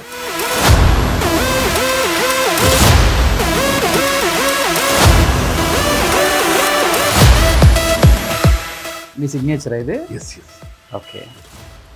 కింద లవ్ సింబల్ వేసి పవన్ గారి పేరు రాయొచ్చు కదా. అంత ప్రేమగా ఇచ్చారు ఆయన. నిజంగా గ్రేట్ పవన్ గారు. మీ గురించి ఇప్పుడు చాలామంది ఏదేదో మాట్లాడుతుంటారు, కానీ మీ వ్యక్తిత్వం గురించి మీరు సినిమాల్లోకి రానప్పటి నుంచి కూడా మీతో జర్నీ ఉన్న వాళ్ళు చాలామంది చెప్తుంటే, అప్పుడు ఎలా ఉన్నారో ఇప్పటికి అలానే ఉన్నారు ఆ పర్సను. ఇప్పుడు ఏదో రాజకీయాల్లోకి వచ్చిన తర్వాత అగ్రెసివ్ లేకపోతే దూకుడు ఇవన్నీ కాదు, కానీ ఫస్ట్ నుంచి కూడా ఆ వ్యక్తి క్యారెక్టర్, ఒక మనిషిని ప్రేమించినా ఒక మనిషిని ప్రేమించాలన్నా ఆయన చూపించే ప్రేమ అనేది వెలకట్టలేనిది, డబ్బు పెట్టి కొనలేనిది. అసలుకి ఒక మనిషిని అంతగా ప్రేమిస్తారని చెప్తూ ఉంటారు సార్. అది కానీ మీలాంటి వాళ్ళు అప్పుడప్పుడు ఇలా స్క్రీన్ మీద చెప్తున్నప్పుడు ఆయన వ్యక్తిత్వం గురించి, ఆయన గొప్పతనం గురించి సో ఇలా కనిపిస్తుంటుంది మాకు. Thank you. నిజంగా గ్రేట్. Thank you. మిమ్మల్ని కూడా మేము చట్టసభలో చూడాలి థ్యాంక్ యూ. మనస్ఫూర్తిగా కోరుకుంటున్నాను sir. Thank you. So wish you good luck. Thank you. Thank you so much. Thank you so much. Suman టీవీలో మీ పర్సనల్ అండ్ బిజినెస్ ప్రమోషన్స్ కోసం కింది నెంబర్కి కాంటాక్ట్ చేయండి.